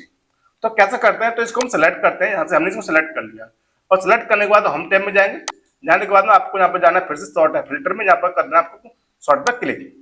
अब आपके सामने यहाँ पर आते हैं 3 ऑप्शन और सबसे पहले आता है सॉर्ट स्मॉलेस्ट टू लार्जेस्ट, उसके बाद में आता है सॉर्ट लार्जेस्ट टू स्मॉलेस्ट। आपको क्या करना है, मुझे यहाँ पे करना है लार्जेस्ट टू स्मॉलेस्ट, यानी कि सबसे पहले बड़ी संख्या है, इसके बाद में छोटी संख्या है, इसके बाद उसकी छोटी संख्या है। तो इसके लिए हम क्या करेंगे, इसके लिए तो हम यहाँ पे करेंगे सॉर्ट लार्जेस्ट टू स्मॉलेस्ट पर क्लिक करेंगे और क्लिक करने के बाद अब इस यहाँ पे आता है आपके 2 ऑप्शन। अब इसमें यहाँ पर कहता है what do you want to do, आप क्या करना चाहते हैं, एक्सपेंड द सिलेक्शन, यानी कि आपने जो डेटा को सिलेक्ट किया है उसके हिसाब से डेटा को एक्सपेंड करना चाहते हैं, या continue with the current selection, यानी या ओनली इसी को आप यहाँ पर करना चाहते हैं। अगर जैसे कि मैं इस पर क्लिक करता हूँ, पहली बार पर क्लिक करता हूँ, तो आप देखना इस पर यहाँ पर सारा नंबर यहाँ पर चेंज हो जाएगा। जो यहाँ सबसे ज्यादा जो अंक होगा वो यहाँ पर आपको सबसे पहले दिखाई देगा, उसके साथ में ये सारा डेटा यहाँ पर चेंज हो जाएगा। जैसे मैं इस पर करता हूँ क्लिक तो आप देख रहे हैं यहाँ पर डेटा यहाँ पर सॉर्ट हो गया, यानी कि लार्जेस्ट टू स्मॉलेस्ट में डेटा आपको यहाँ पर दिखाई दे रहा है। अब कैसे पता चलेगा, तो आप देख रहे हैं यहाँ पर जो लगा है सीरियल नंबर लगा है ना, वो सब यहाँ पर उल्टे पुल्टे हो गए। तो आप देख रहे हैं कि यहाँ पर जो सीरियल नंबर उल्टे पुल्टे हो गए, तो डेटा हमारा यहाँ पे इसके अकॉर्डिंग यानी कि लार्जेस्ट टू स्मॉलेस्ट के अकॉर्डिंग डेटा यहाँ पर शॉर्टेज हो गया है। ठीक है दोस्तों, अब इसके बाद करते हैं इसको बैक, हम इसको बैक कर दिया, इसको इसको करते हैं सेलेक्ट, सेलेक्ट करने के बाद जाते हैं इस पर, जाने के बाद में करते हैं इस पर क्लिक और क्लिक करने के बाद में जब आप करते हैं इस पर कंटिन्यू पर करते हैं ना select, continue with the current selection पर सेलेक्ट करते हैं ओके। तो आप यहाँ पर देख रहे हैं कि यहाँ पर वही डेटा यहाँ पर चेंज हुआ है जो आपने डेटा को सिलेक्ट किया था। यहाँ पर डेटा यहाँ पर उल्टा पुल्टा नहीं हुआ है ना, क्या हुआ है, उल्टा पुल्टा नहीं हुआ, यहाँ पर चेंज नहीं हुआ जी, ओनली जो प्राइस थी वही डेटा यहाँ पर चेंज हुआ है। ठीक है, तो इस तरीके से आपको वहां पर ध्यान रखना है कि आपको वहां पर कौन सा ऑप्शन लेना है। तो इसके लिए हम इसको करते हैं बैक, हमने इसको बैक कर दिया। अब बैक करने के बाद में हम क्या करते हैं, हम अगर हमको डेटा यहाँ पर करना है स्मॉलेस्ट टू लार्जेस्ट, तो स्मॉलेस्ट टू लार्जेस्ट करने के लिए जाते हैं फिर से सॉर्टिंग में और यहाँ पर करते हैं स्मॉलेस्ट टू लार्जेस्ट पर क्लिक करते हैं और क्लिक करने के बाद में सेम वही ऑप्शन आते हैं एक्सपेंड द सिलेक्शन, यानी कि आपको इसके साथ में डेटा को प्रो को आपको यहाँ पर सॉर्टिंग करना है। तो इसको लिए आपको एक्सपेंड द सिलेक्शन में क्लिक करना है, उस पर क्लिक करने के बाद में आपको यहाँ पर सॉर्ट पर क्लिक कर देना है। तो आप देख रहे हैं कि यहाँ डेटा हमारा यहाँ पर स्मॉलेस्ट लार्जेस्ट में यहाँ पर कन्वर्ट हो गया है, जैसे आप यहाँ पर देख पा रहे हैं। अब वो क्या पता चलेगा, तो इसके लिए आपको पता चलेगा यहाँ से सीरियल नंबर से, जो कि यहाँ पर उल्टे पुल्टे फिर से हो गए। अब आपने किसके साथ में किया था, आपने किया था प्राइस के साथ में। तो जो प्राइस है वो यहाँ पर स्मॉलेस्ट टू लार्जेस्ट यानी कि असेंडिंग ऑर्डर में यहाँ पर हो चुकी है, जो कि आपको यहाँ पर प्रॉपर दिखाई दे रहा है। तो दोस्तों इस तरह से हम यहाँ पर डेटा में फिल्टर एंड सॉर्टिंग का यूज करते हैं। अब दोस्तों इसको करते हैं बैक, हमने इसको बैक कर दिया। अब इसके बाद में हम सीखने वाले हैं फाइंड एंड रिप्लेसमेंट। तो इसके लिए हम क्या करते हैं, जैसे कि मुझे डेटा में यहाँ पर कुछ डेटा को फाइंड करना है, जैसे कि मेरे पास बहुत बड़ा डेटा है, बहुत बड़ा डेटा, मुझे वहां पर डेटा को फाइंड करके उस सेल में जाना है। तो इसके लिए क्या करते हैं, तो हम जाते हैं होम टैब में, होम टैब में जाने के बाद में जाते हैं एडिटिंग में, यहाँ पर आपको दिखाई देगा फाइंड एंड रिप्लेस, इस पर क्लिक करना है और जहां से करना है फाइंड पर क्लिक। जैसे आप इस पर क्लिक करेंगे तो आपके सामने फाइंड का एक डायलॉग बॉक्स निकल के आएगा। अब इसमें आते हैं 3 ऑप्शन, फाइंड रिप्लेस टू को हम पहले बात करते हैं फाइंड की, ठीक है। अब यहाँ पे आता है फाइंड व्हाट, आप क्या फाइंड करना चाहते हैं वो नाम आपको यहाँ पर टाइप करना है। जैसे कि मुझे यहाँ पर सर्च करना है अंकित यादव, ठीक है। अंकित यादव डेटा में कहाँ है, तो मैं यहाँ टाइप करता हूँ अंकित ANKITYADAV, ठीक है। मैं टाइप कर दिया और उसके बाद करता हूँ मैं फाइंड ऑल पे क्लिक। मैंने इस वजह से क्लिक किया तो डेटा वहां पर तुरंत चला गया उस सेल में जहाँ पर अंकित नाम लिखा हुआ है। तो वहां पर आपको यहाँ पर दिखाई दे रहा है ग्रीन कलर में, आपको यहाँ पर सेल का जो सिंबल है वो आ गया है। अब यहाँ पर देख पा रहे हैं कि यहाँ पर अंकित यादव यहाँ पर सेल में दिया गया है। अगर आप चाहते हैं कि मुझे यहाँ पर दूसरा डेटा देखना है तो क्या करते हैं, हम इसको करते हैं यहाँ पे बैक कर देते हैं, इसको हम करते हैं क्लोज कर दिया। फिर से जाएंगे होम टैब में जाएंगे और यहाँ पर जाएंगे एडिटिंग में, इस पर करेंगे क्लिक और यहाँ पे आ गए। अब मुझे यहाँ पर देखना है ओनली यहाँ पर मथुरा कहाँ लिखा हुआ है, ठीक है। तो मैं यहाँ पर टाइप करूंगा मथुरा MATHUR, इसको एंटर प्रेस कर देंगे तब भी आपको यहाँ पर दिखाई देगा। जैसे आप एंटर प्रेस करोगे आपका जो कर्सर है उस सेल में पहुंच जाएगा जहाँ पर वो टेक्स्ट लिखा हुआ है। तो इस तरीके से हम यहाँ पर फाइंड का यूज करते हैं, ठीक है। अब दोस्तों इसके बाद करने वाले रिप्लेस का यूज। तो रिप्लेस का यूज करने के लिए इसको हम क्लोज करते हैं, क्लोज कर दिया। क्लोज करने के बाद फिर से आएंगे होम टैब में और जाने के बाद हम जाएंगे एडिटिंग में, यहाँ पर जाने के बाद इस पर क्लिक करेंगे और यहाँ पर जाएंगे रिप्लेस पे करेंगे क्लिक। तो आप देख रहे हैं कि यहाँ पर रिप्लेस का ऑप्शन यहाँ पे आ गया है। अब इसके बाद में अगर आपको यहाँ पर देखना है कि आपको यहाँ पे क्या करना है, फाइंड व्हाट, आपको क्या फाइंड करना है। मुझे फाइंड करना है समझो फेस क्रीम, ठीक है। जो फेस क्रीम लिखा हुआ है मुझे यहाँ पे इसको चेंज करना है, तो यहाँ पर लिखना है मुझे फेस क्रीम। फाइंड व्हाट में मैंने यहाँ टाइप कर दिया फेस क्रीम FACECREAM, ठीक है, टाइप कर दिया। अब इसके बाद में रिप्लेस विद, यहाँ पे आता है रिप्लेस विद, आपको ये फेस क्रीम किससे चेंज करनी है वो नाम आपको यहाँ पर टाइप करना है। तो मुझे यहाँ पे फेस क्रीम को चेंज करना है हैंड वॉश में, तो यहाँ पे टाइप करता हूँ, इसको करता हूँ डिलीट, तो HANDWASH, ठीक है, वो हम टाइप कर दिया। और टाइप करने के बाद करता हूँ रिप्लेस ऑल पर क्लिक। तो आप देख रहे हैं कि मैंने जैसे इस पर क्लिक किया तो यहाँ पर जो लिखा था फेस क्रीम वो यहाँ पे हैंड वॉश में कन्वर्ट हो गया है, ठीक है। इसको क्लिक कर देते हैं, यहाँ से कर देते हैं क्लोज। तो आप जहाँ पर देख रहे हैं कि यहाँ पे प्रॉपर यहाँ पर चेंज हो गया है।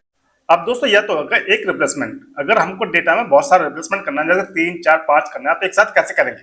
जैसे यहाँ पर लिखा है पटना, 1 लिखा है, यहाँ पर 2 लिखा है, 3 और 4, इस पटना को मुझे यहाँ पर मुंबई में चेंज करना है, तो कैसे करेंगे एक साथ। तो इसके लिए हम क्या कर देंगे, होम टैब में जाएंगे, यहाँ पर जाने के बाद में जाएंगे यहाँ पे एडिटिंग में, जहाँ पर जाएंगे रिप्लेस में, यहाँ से करेंगे इसको सेलेक्ट, ठीक है, कर लिया। अब जहाँ पर जो लिखा है पटना है इसको यहाँ पर हम लिखते हैं पटना PATANA, ठीक है, लिख दिया। अब इसके बाद हमको इसको मुंबई को कन्वर्ट करना है, तो यानी कि फाइंड व्हाट में लिखना आपको पटना और यहाँ पर रिप्लेस विद, आपको किसके साथ में इसको रिप्लेस करना है वो नाम आपको यहाँ पर टाइप करना है। जैसे को मुझे यहाँ पर चेंज करना है दिल्ली में, तो DELHI में टाइप कर दिया, यानी कि पटना को मुझे यहाँ पर दिल्ली में कन्वर्ट करना है, यानी कि रिप्लेस करना है एक साथ सबको। मैं टाइप कर दिया। अब टाइप करने के बाद करना है रिप्लेस ऑल पर क्लिक करना है। मैंने जैसे यहाँ पे रिप्लेस ऑल पर क्लिक किया तो आप देख रहे हैं कि यहाँ पर जो भी लिखा था पटना वो 4 स्टेप यहाँ पर चेंज हो गया, यानी 1, 2, 3, 4, जो कि 4 यहाँ पे दिख रहे हैं, पटना जो लिखा था वो दिल्ली में कन्वर्ट हो गया है। तो दोस्तों इस तरीके से हम यहाँ पे एक साथ में कई रिप्लेसमेंट भी कर सकते हैं, यानी कि हमें जो टेक्स्ट है, यानी कि हम जो नंबर चाहे वो नंबर भी हम यहाँ पर चेंज कर सकते हैं। अब इसके बाद करते हैं हम क्लोज, हमने इसको कर दिया क्लोज। अब दोस्तों इसके बाद बढ़ते हैं नेक्स्ट स्टेप पे, यहाँ पर हम सीखने वाले मर्ज सेंटर। जैसे कि जब हम डेटा में काम करते हैं तो हमको वहाँ पर कई सारे सेल कंबाइन करके एक सेल को बनाना होता है। जैसे कि मुझे यहाँ पर जो मैंने डेटा तैयार किया है इस डेटा का मुझे यहाँ पर एक हेडिंग बनानी है, तो इसके लिए हम क्या करते हैं, इसको पूरी लाइन को सिलेक्ट कर लेते हैं और इसके बाद माउस का राइट बटन क्लिक करते हैं और यहाँ से कर देते हैं एक रो को ऐड करते हैं। हमने इस रो को ऐड कर लिया। अभी आप देख रहे हैं कि यहाँ पर प्रत्येक सेल यहाँ पर अलग अलग दिखाई दे रहा है, लेकिन हम चाहते हैं कि मुझे यहाँ पर पूरा एक सेल यहाँ पर इसको पूरे में एक सेल में कन्वर्ट करना है, तो कैसे करेंगे। तो इसके लिए हम क्या करेंगे, पूरे सेल को यहाँ पर सिलेक्ट कर लेंगे और सिलेक्ट करने के बाद जाएंगे होम टैब में, और होम टैब में जाने के बाद में जाना है मर्ज सेंटर में, इस पर क्लिक कर देंगे। मैंने इस पर जैसे क्लिक किया तो आप देख रहे हैं यहाँ पर ये सभी यहाँ पर सेल एक सेल में यहाँ पर कन्वर्ट हो गए, यानी कि जितने यहाँ पर जो सेल थे वो कॉलम थे वो सभी यहाँ पर एक रो में यानी कि एक सेल में यहाँ पर कन्वर्ट हो गए। अब आपको यहाँ पर जो भी नाम देना है सेटिंग का वो नाम यहाँ पर दे सकते हैं। जैसे कि मुझे इसका नाम देना है सेल्स रिपोर्ट 2025, तो SALES सेल्स रिपोर्ट रिपोर्ट 2025, ठीक है। अब इसके बाद मुझे इसको यहाँ पर बोल्ड भी करना है, तो हम क्या करेंगे, इसको सिलेक्ट कर देंगे। ऐसे सिलेक्ट करने के बाद जाएंगे बी में, होम टैब में जाएंगे, जो कि मैंने आपको पहले बताया था, जाएंगे बी पर, इस पर क्लिक करेंगे तो बोल्ड हो जाता है। अब मुझे इसका साइज भी यहाँ पे इंक्रीज करना है, तो क्या करेंगे, हम जाते हैं यहाँ पर, आपको यहाँ पर दिखाई दे रहा है इसी वाला ऑप्शन, इस पर क्लिक करेंगे फॉन्ट साइज का, तो यहाँ पर बहुत सारे आपको नंबर यहाँ पर दिखाई देंगे। जो नंबर आपको यहाँ पर चूज करना बढ़ाना है वो नंबर आप यहाँ पर चूज कर सकते हैं। जैसे मुझे करना है 14, तो मैंने 14 सेलेक्ट कर दिया, तो यहाँ पर जो हो गया। अब इसके बाद मुझे यहाँ पर बैकग्राउंड में कलर देना है, तो क्या करेंगे, फॉन्ट में जाएंगे, जहाँ पर जाने के होम टैब के फॉन्ट में जाएंगे और यहाँ पे जाएंगे फॉन्ट कलर में, इस पर क्लिक करेंगे तो आपको यहाँ पर जो कलर चूज करना है, जो देना है, वो कलर आप यहाँ पे चूज कर लेंगे तो वो कलर यहाँ पे अप्लाई हो जाता है। अब जो तो हो गया, हमने यहाँ पे कलर भी दे दिया, यानी कि हमने यहाँ पे सीख लिया मर्ज सेंटर। अब मर्ज सेंटर में बहुत सारे यहाँ पे ऑप्शन रहते हैं, जब आप इस पर क्लिक करेंगे तो आपके सामने यहाँ पे इस तरीके से बहुत सारे ऑप्शन आते हैं, यानी कि मर्ज सेंटर, मर्ज सेल, मर्ज कंटेंट। आपको यहाँ पे कैसे करने हैं वो हम बारी बारी से आगे आने वाली वीडियो में सीखेंगे, लेकिन हम यहाँ पे अभी हमने यहाँ पे सीख लिया मर्ज सेंटर करना। एक साथ हमने उन सेल को यहाँ पे सभी को कंबाइन कर दिया। अगर मुझे सेल यहाँ पे इस तरीके से एक सेल बनाना तो कैसे करेंगे, तो हमको क्या करेंगे, हम इनको सबको सेलेक्ट कर लेंगे। सेलेक्ट करने के बाद में जाएंगे मर्ज सेंटर में, क्लिक कर देंगे तो यहाँ पे ये सभी सेल जो अलग अलग थे यहाँ पर वो सभी सेल यहाँ पे एक में कन्वर्ट हो गए। तो इस तरीके से हम यहाँ पे कॉलम में और रो में मर्ज सेल का यूज करके हम सेल को यहाँ पे एक बना सकते हैं। अब दोस्तों इसके बाद बढ़ते हैं नेक्स्ट स्टेप में, जहाँ पे हम सीखने वाले एडिट सेल। यानी कि जब क्या होता है, जब हम डेटा में काम करते हैं तो डेटा में बहुत सारे टेक्स्ट ऐसे हैं कोई गलत लिख जाते हैं, या हमको उनके नाम क्या है कुछ ऐड करना पड़ता है। जैसे कि मुझे यहाँ पर नाम के रोहन शर्मा के नाम के आगे मुझे कुछ ऐड करना है या इनके बीच में ऐड करना है, जैसे रोहन, जैसे कि मिस्टर रोहन शर्मा लिखना है। तो क्या करेंगे, अगर मैं डायरेक्ट इसको सेलेक्ट करता हूँ, यहाँ पर टाइप करता हूँ मिस्टर, तो आप देख रहे हैं कि जो मैंने जो पहले लिखा था यहाँ पर जो लिखा हुआ था वो टेक्स्ट यहाँ से मिट जाता है। तो इस तरीके से हम यहाँ पर डायरेक्ट इसका यूज नहीं कर सकते। तो क्या करते हैं, इसको बैक करते हैं। हमने आपसे इसको कर दिया बैक, ठीक है। अब बैक करने के बाद आपको जिस सेल में जो नाम लिखना है उस सेल को आपको सेलेक्ट करना है। जैसे कि मुझे लिखना है सेल में नाम, मैंने इसको सेलेक्ट कर लिया। और सेलेक्ट करने के बाद में मुझे इस पर सेल पर आने के बाद में मैं इस पर माउस का लेफ्ट में क्लिक कर देता हूँ। तो यहाँ पर आप देख रहे हैं कि यहाँ पर मैं एडिट मोड में यहाँ पर आ जाता हूँ। अब आप देख रहे हैं कि जो मेरा कर्सर है वो आज से पहले आ गया। आपको जहाँ पर करना है आप वहाँ पर सेलेक्ट आप कर सकते हैं। अगर आपको रोहन के बाद में लिखना है तो आप यहाँ पर रोहन के बाद में आइए, माउस को लेफ्ट में क्लिक करिए तो आप यहाँ पर एडिट मोड में पहुंच जाते हैं। अगर आपको पीछे लिखना है तो आप यहाँ पर भी आ सकते हैं, यहाँ पर लिख सकते हैं। मुझे लिखना है यहाँ पे आगे, तो मैं आ जाता हूँ यहाँ पे आगे आर से पहले, और यहाँ पर टाइप करता हूँ मिस्टर एम आर और इस डॉट लगाता हूँ, इस पे देता हूँ। तो आप देख रहे हैं कि यहाँ पे ये यहाँ पे नाम यहाँ प्रॉपर लिख चुका है, ठीक है। तो इस तरीके से हम यहाँ पे एडिट सेल का भी यूज करके हम डेटा में कई सारी एंट्री को हम यहाँ पे इनपुट कर सकते हैं। अब इसको हम करते हैं बैक। हमने इसको बैक कर दिया, ठीक है। अब दोस्तों अब आता है मोस्ट इंपोर्टेंट टॉपिक जो कि ड्रॉप डाउन लिस्ट।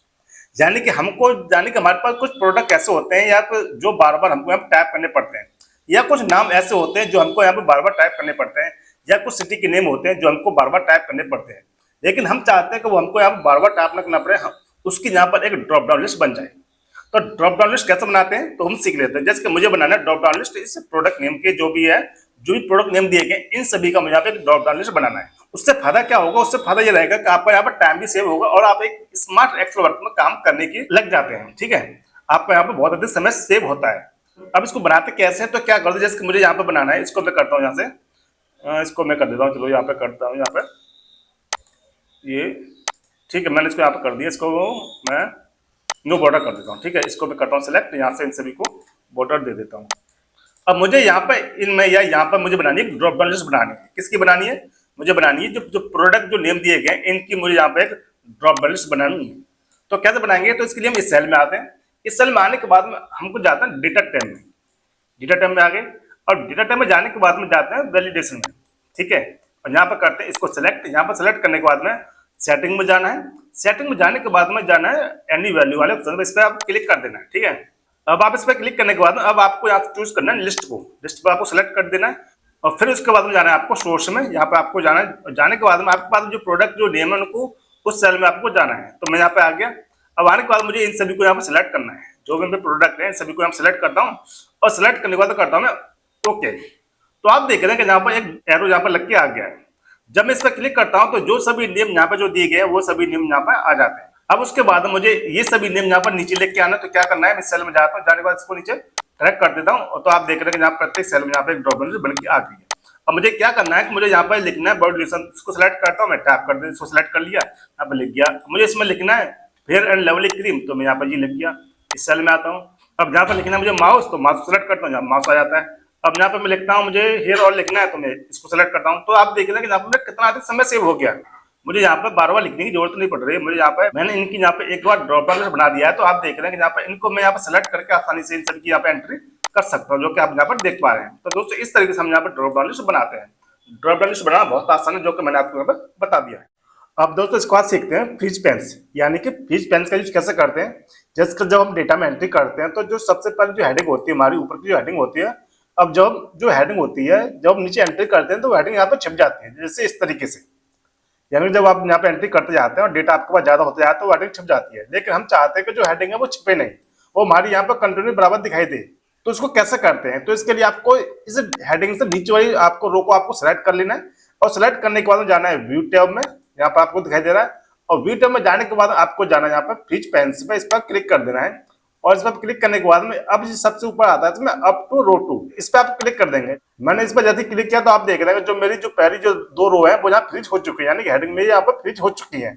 अब मैं इसको नीचे ड्रैग भी कर रहा हूँ तब भी मेरी हेडिंग यहाँ पर नहीं जा रही। तो इस तरीके से आप यहाँ पर डेटा में एंट्री भी आसानी से कर सकते हैं।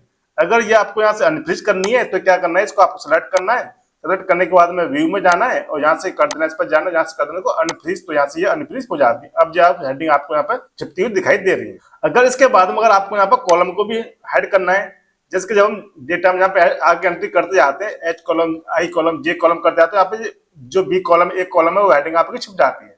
तो इसके लिए क्या करना है, तो इसके लिए आपको सेलेक्ट करना है इस कॉलम से, जैसे कि मुझे बी कॉलम यहाँ पर शो करना है तो मुझे यहाँ पे बी कॉलम को फ्रीज करना है, तो मैंने कर दिया, सी कॉलम सेलेक्ट कर दिया और व्यू टैब में जाएंगे, जहां पर जाएंगे फ्रीज पिन्स में, और जब आप इस पर क्लिक करेंगे तो आपके सामने बहुत सारे ऑप्शन आते हैं। इसमें आपको क्या करना है, मुझे यहाँ पर करना है बी कॉलम को फ्रीज करना है, तो अप टू कॉलम डी, तो इस पर मैंने क्लिक कर दिया। तो आप देख रहे हैं जो बी और सी के बीच में एक लाइन यहाँ पर आ गई है, वो लाइन यहाँ पर दिखा रही है कि जो आपने जो बी कॉलम, यानी कि मैंने जो बी कॉलम को फ्रीज किया वो यहाँ पर फ्रीज हो गया है। अगर मैं यहाँ पे ऐसे ड्रैग करता हूँ तो आप देखते हैं कि जो बी कॉलम है वो यहाँ पे फ्रीज हो चुका है, जो कि यहाँ पे बिल्कुल भी मूव नहीं हो रहा और मेरा डेटा सारा यहाँ पे मूव हो रहा है। अगर मुझे इसको भी यहाँ पर अनफ्रीज करना है तो इसको सेलेक्ट करने देना, यहाँ पर जाना है और यहाँ से इसको अनफ्रीज कर देंगे तो यहाँ से जो अनफ्रीज हो जाता है। तो दोस्तों इस तरीके से हम डेटा में कॉलम या रो को फ्रीज और अनफ्रीज कर सकते हैं। अब दोस्तों इसके बाद बढ़ते हैं हम नेक्स्ट स्टेप में, और यहाँ पर हम सीखने वाले हैं पिक्चर और शेप। यानी कि जब हम डेटा में एंट्री करते हैं या कभी कभी क्या होता है कि आपको वहां पर फोटो लगाना पड़ता है, तो उसको फोटो को आप कैसे लगाते हैं, तो जैसे कि मैं आता हूँ यहाँ पर नीचे आता हूँ, मुझे आने के बाद मुझे यहाँ पर इस वाले कॉलम में यहाँ पे फोटो लगाना है या इस वाले सेल में मुझे कहीं फोटो लगाना है। तो फोटो कैसे लगाते हैं, इसके लिए हम यहाँ पे पिक्चर का यूज करते हैं और उसके बाद हम सीखेंगे शेप का यूज। तो इसमें हम सबसे पहले बात करते हैं पिक्चर की। तो पिक्चर के लिए हम जाते हैं इंसर्ट में, इंसर्ट में जाने के बाद में आपको यहाँ पर दिखाई देगा पिक्चर, इस पर क्लिक करने हैं और यहाँ पर जाना आपको फ्रॉम दिस डिवाइस, इस पर आप क्लिक करेंगे तो आपको वहां पर वो लोकेशन चूज करनी है जहाँ पर आपके डेस्कटॉप में या आपके कंप्यूटर में वो फोटो पड़ा है। तो मैं जाता हूँ यहाँ पर डेस्कटॉप पर जाता हूँ, यहाँ पर जाने के बाद मैं जाता हूँ एक्सेल वीडियो में और यहाँ पर एक मेरा फोटो पड़ा हुआ है, मैं इसको करता हूँ सेलेक्ट, यहाँ से करता हूँ ओपन। तो आप देख रहे हैं वो फोटो यहाँ पर आ गया। अब इसको यहाँ पर जो दिखाई दे रहा कॉर्नर, इसको हम पकड़ते हैं, पकड़ने के बाद इसको नीचे ड्रैग करते हैं तो इसका साइज यहाँ पर कम हो जाता है। जो साइज आपको यहाँ बहुत बड़ा दिखाई दे रहा है, मैं इसका साइज कम करना है, तो कम करने के लिए वही करना है हमको, यहाँ पर जाना है, इस पर नीचे ड्रैग करते हैं तो नीचे खींचते हैं तो इसका साइज यहाँ पर कम हो जाता है। हमें इसका साइज कितना करना है, हमें इसका साइज करना है इस सेल के बराबर, जो यहाँ पे जो सेल दिया है सेल के बराबर हमको इसका साइज करना है। तो हम यहाँ पर लेके आ गए, अभी साइज बड़ा है तो इस तरीके से हम इस फोटो के साइज को यहाँ पे एडजस्ट करते हैं। ठीक है, ऐसे हम इसको कर देंगे यहाँ पर। तो मैंने यहाँ पर सपोज करो कि मैंने यहाँ पे एक फोटो लगा दिया, आपको इस तरीके से आपको फोटो यहाँ पर एडजस्ट करना है, यानी कि फोटो भी लेके आना है। कहाँ से लेके आना है, इंसर्ट में जाना है, पिक्चर में जाना है, यहाँ से करना है फ्रॉम दिस डिवाइस पर सिलेक्ट करना है। तो यहाँ पे आपको वो लोकेशन चूज करने है जहाँ पे आपका फोटो है। ठीक है, इसको कर देना क्लोज। अब ये तो हमने सीख लिया यहाँ पर, जैसे कि हमको यहाँ पर किसी का लोगो ऐड करना है या अपना फोटो लगाना है या कंपनी का फोटो लगाना है, किसी सारे बहुत सारे एम्प्लॉय ऐसे होते हैं उनका फोटो लगाना होता है, उसको हमें डेटा तैयार करना पड़ता है, तो उसके लिए हम पिक्चर का यूज करते हैं। अब इसके बाद हम सीखने वाले हम शेप का यूज कैसे करते हैं, यानी कि हमको यहाँ पर शेप सीखनी है।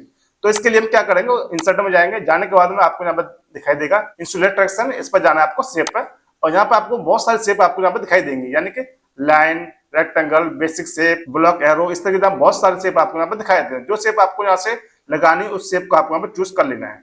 जैसे कि मुझे लेना है यहाँ पर रेक्टेंगल, मैंने इसको सिलेक्ट कर लिया और सिलेक्ट करने के बाद मैं इससे ड्रैग करता हूँ तो आप देखते हैं कि जो मैंने रेक्टेंगल जो सिलेक्ट किया था वो यहाँ पर लग चुका है। अगर इसका साइज मुझे कम करना है तो मैं इसका साइज भी यहाँ पर कम कर सकता हूँ, जो कि आपको यहाँ पर एरो जो दिखाई दे रहे हैं कॉर्नर पर, इनको खींचेंगे तो आप इसका साइज भी यहाँ पर कम ज्यादा कर सकते हैं। अब इसके बाद में इसको सेलेक्ट करने के बाद में अगर इसका कलर आपको चेंज करना है तो चेंज के लिए आपको जाना है ड्रॉ में। जैसे कि समझ करो मैं यहाँ पर क्लिक करता हूँ तो यहाँ पर ड्रॉ का ऑप्शन नहीं आता, और उसके बाद में अगर मैं इस पर क्लिक करता हूँ तो आप देखते हैं यहाँ पर ड्रॉ का ऑप्शन यहाँ पर आ जा रहा है, यानी कि ड्रॉइंग का ऑप्शन यहाँ पर आ जा रहा है। अब इसके बाद में आपको जाना है शेप फिल, इस पर आपको सेलेक्ट करना है और यहाँ से आपको वो कलर चूज कर लेना जो आप यहाँ पर करना चाहते हैं। मुझे करना ये वाला कलर, तो मैंने ये अप्लाई कर दिया तो आप ये कलर लग गया। अगर आपको ये कलर नहीं लेना, आपको लेना दूसरा कलर, जैसे कि आपको लेना येलो कलर, तो अब यहाँ पर येलो कलर आ गया। तो आप यहाँ से इनमें से आप जहाँ पे कोई कलर यहाँ पर चूज कर सकते हैं। अब इसके बाद आप यहाँ पे देख रहे हैं शेप आउटलाइन, इस पर क्लिक करेंगे तो आपको सामने यहाँ बहुत सारे आता है ऑप्शन, यानी कि वेट बेड आता है, डैश डैश आता है, यानी कि आपको यहाँ पे इसकी विड्थ कितनी करनी है।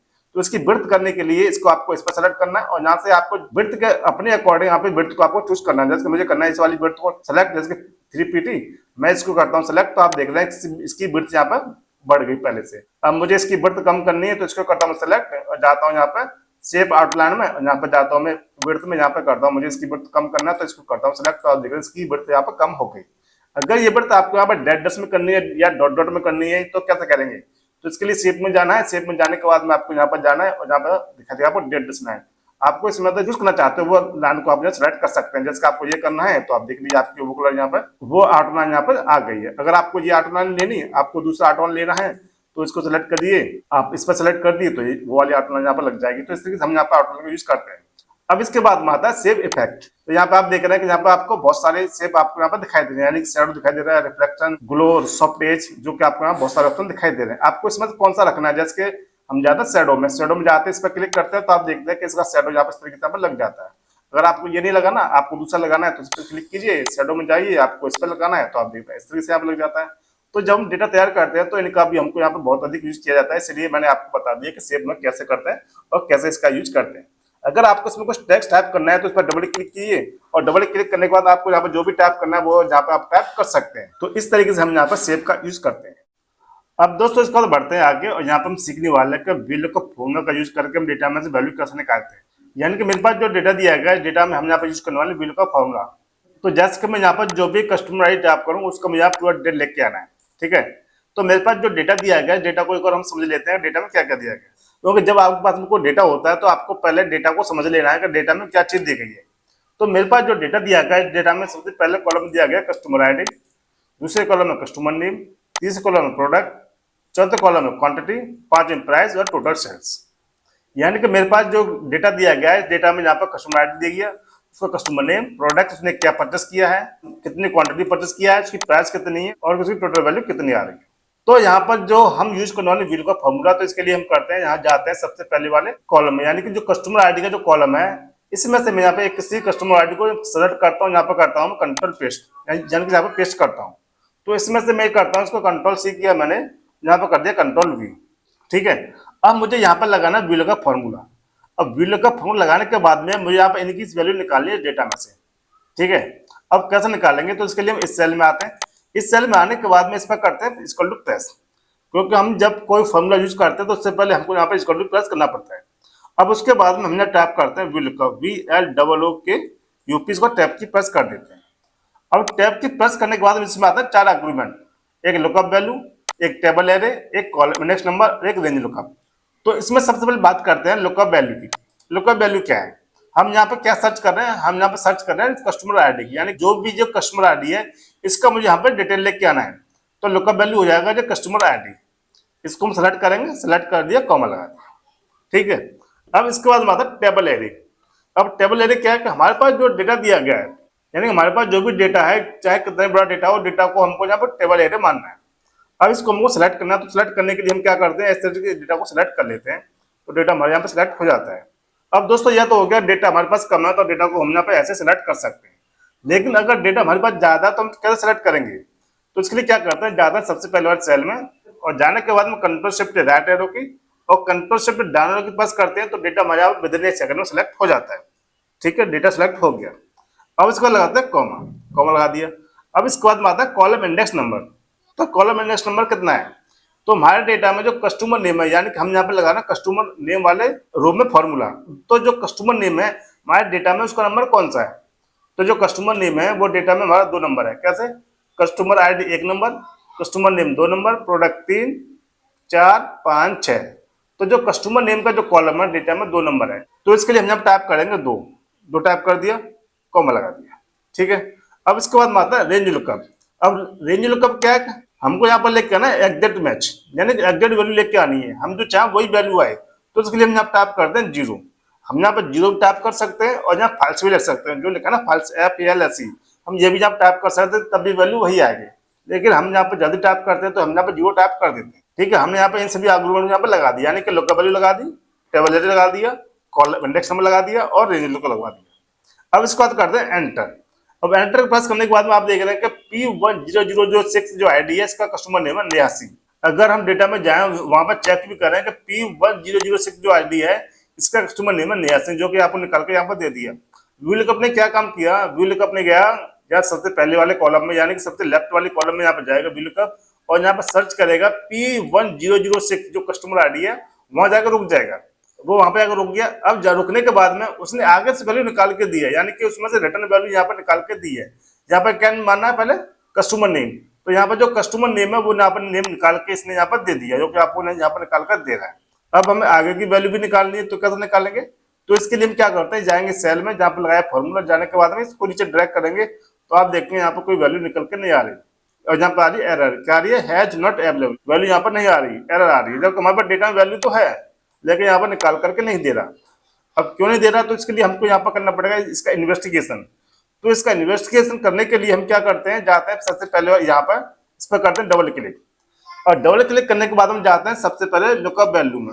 अब लुकअप वैल्यू आप देख रहे हैं यहाँ पर क्या दे रहा है, I3, जबकि हमारी लुकअप वैल्यू क्या है, I2 में क्या है, P1006 जो कस्टमर आईडी है हमारी लुकअप वैल्यू, जबकि इस कंडीशन में लुकअप वैल्यू क्या हो गया, 89, यहाँ पर जो चेंज हो गया। ठीक है, अब आता है टेबल एरे में। और टेबल एरे कहां से कहां तक है, A2 से लेके F12 तक, यानी कि A कॉलम से लेके F, तो A2 से लेके F12 तक, जो कि 12 में जो रो है वो खाली है, जबकि यहाँ पर टेबल भी हमारा चेंज हो गया। जब टेबल कहां से है, A1 से लेके F11 तक हमारा टेबल है। ठीक है, ये चेंज हो गया। अब इसको बाद जाते हैं कॉलम इंडेक्स नंबर में, और यहाँ पर कितना दे रहा है, 2 नंबर दे रहा है, जो कि प्रोडक्ट नेम है जो कॉलम में, किसका नंबर कौन सा है, उसका नंबर 3 नंबर, तो यहाँ पर 3 आना चाहिए, ये भी नहीं आ रहा। और यहाँ पर एग्जैक्ट मैच के लिए 0 लेके आना, तो वहाँ पर 0 आ रहा है, कोई दिक्कत नहीं है। तो हमको इसको अब यहाँ पे एडिट करना है, सही करना है, तो कैसे करेंगे, तो इसके लिए क्या करेंगे, जाते हैं जहाँ पर हमने लगाया फॉर्मूला, इस पर करते हैं डबल क्लिक। डबल क्लिक करने के बाद इसको सिलेक्ट करते हैं और इसको F4 की से हम यहाँ फिक्स कर देते हैं। जब तक यहाँ पर ये डॉलर का साइन नहीं लग जाए, जब तक ये फिक्स नहीं होगा। तो इसको फिक्स करने के लिए आपको F8 की प्रेस करके होल्ड रखना है और आपको F4 की प्रेस कर देना है, तो यहाँ पे फिक्स हो जाएगा। अब फिक्स कर दिया। अब इसको बाद जाता है टेबल एरे में, इसको सिलेक्ट करते हैं, सिलेक्ट कर लिया, इसको भी हम यहाँ पे F4 की से फिक्स कर देते हैं, तो ये अभी यहाँ फिक्स हो जाता है। अब यहाँ पर कॉलम इंडेक्स नंबर को हम करेंगे बाद में फिक्स, बाद में सही करेंगे। अब इसके बाद हम एक बार कर लेते हैं एंटर। अब एंटर करने के बाद हम जाते हैं सेल में, यहाँ पर जाने के बाद इसको नीचे ड्रैग करते हैं, तो आप देखते हैं यहाँ पर कुछ चेंज हो गया, यानी प्रत्येक सेल में आ रहा है 89 यहाँ पर दिखा रहा है, लेकिन अभी भी यहाँ पर बिल्कुल प्रॉपर डेटा नहीं आ रहा है। तो प्रॉपर डेटा लाने के लिए हम क्या करेंगे, तो यहाँ पर हम लगाते हैं फॉर्मूला। तो वो कैसे लगाते हैं, तो जैसे कि मेरे पास जो डेटा दिया गया है, जो जैसे कि मैं यहाँ पे सेल में आता हूँ, आने के बाद मैं टाइप करता हूँ इक्वल टू और टाइप करता हूँ ROW, इसको टैब की प्रेस करता हूँ और एंटर प्रेस करता हूँ, तो आप देख रहे हैं यहाँ पे आ रहा है 12। अब 12 क्या आ रहा है कि इसका जो नंबर है वो यहाँ से 12वां नंबर है। अगर काउंट करेंगे 1 2 3 4 5 6 7 8 9 10 11 12। ठीक है, अगर इसके बाद मैं यहाँ नीचे भी आता हूँ, यहाँ पर टाइप करता हूँ इक्वल टू ROW पर टैब की प्रेस करता हूँ एंटर, तो आप देख रहे हैं यहाँ पर 20 क्या आ रहा है कि यहाँ पर भी आपको यहाँ पर दिखाई दे रहा है इसका नंबर 20 नंबर है, यानी कि मैंने जिस रो में लगाया फॉर्मूला उसका नंबर एंटर शीट में पहले रो से लेकर उसका नंबर 20 नंबर है। ठीक है, तो इसी तरीके से हमको यहाँ पर जो लगाया हमने कॉलम इंडेक्स नंबर जो दिया है इसको हमको यहाँ पे एडिट करना है।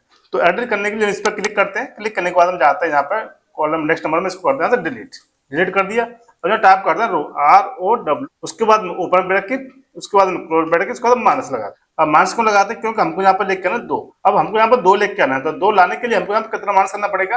अब हमको यहाँ पर देखना है हम कौन से रो में लगा रहे हैं फॉर्मूला, हम यहाँ पर लगा रहे हैं 3 नंबर रो में फॉर्मूला, यानी कि 3 में से 1 माइनस करेंगे जब यहाँ पर 2 आएगा, तो यहाँ पर हम टाइप करेंगे 1। ठीक है, टाइप कर दिया। अब उसके बाद करते हैं एंटर। अब एंटर प्रेस किया तो आप देख रहे हैं यहाँ पर वही वैल्यू आ रही है। अब इसके बाद में आगे की वैल्यू को मुझे लेके आना है, तो क्या करना पड़ेगा, इसमें सेल में जाएंगे, जाने के बाद इसको नीचे ड्रैग करेंगे, तो आप देखेंगे यहाँ पर इनकी वैल्यू यहाँ पर निकल के आ गई। अब इसको चेक भी करेंगे हम, तो चेक करने के लिए जाते हैं डेटा में, यहाँ पर सर्च करते हैं P1006 जो कस्टमर आईडी है, इसका नेम है कस्टमर नेम 89 यहाँ पर दे रहा है। इसका प्रोडक्ट है डिटेक्टेबल आपको यहाँ पर दिखाई दे रहा है। इसने 5 परचेस किया था, 255 इसकी प्राइस थी, 5 255 इसकी टोटल प्राइस है 1275, जो कि आपको यहाँ पर दिखाई दे रही है। अगर इसके बाद में यहाँ टाइप करता हूँ कुछ भी आईडी, जैसे टाइप करता हूँ P1009 करता हूँ एंटर, तो आप देख रहे हैं इसकी वैल्यू आ रही है, यानी कि इसकी डेटा यहाँ पे आ रहा है नितिन माइक स्टैंड 4 क्वांटिटी में 950 की प्राइस है 3800 इसकी टोटल वैल्यू है। अगर मैं यहाँ डेटा में सर्च भी करता हूँ, यहाँ पर जाता हूँ P1009 जो कस्टमर आईडी है, इसका कस्टमर नेम है नितिन कुमार, इसने माइक परचेस किया था, 4 क्वांटिटी भी किया था, इसकी प्राइस 950 थी, जो कि टोटल वैल्यू है 3800 रुपये, जो कि आपको यहाँ पर दिखाई दे रहा है। अगर मैं अब टैप भी करता हूँ, दूसरा आईडी से आप सर्च करता हूँ P1010, ठीक है, और करो एंटर, तो आप देखते हैं इसकी जो कस्टमर डिटेल है वो निकल के आ गया, यानी कविता सिंह, इसने इसको भी परचेस किया था, एक क्वांटिटी में इसकी प्राइस इतनी थी, टोटल वैल्यू हम निकल के जा रही है।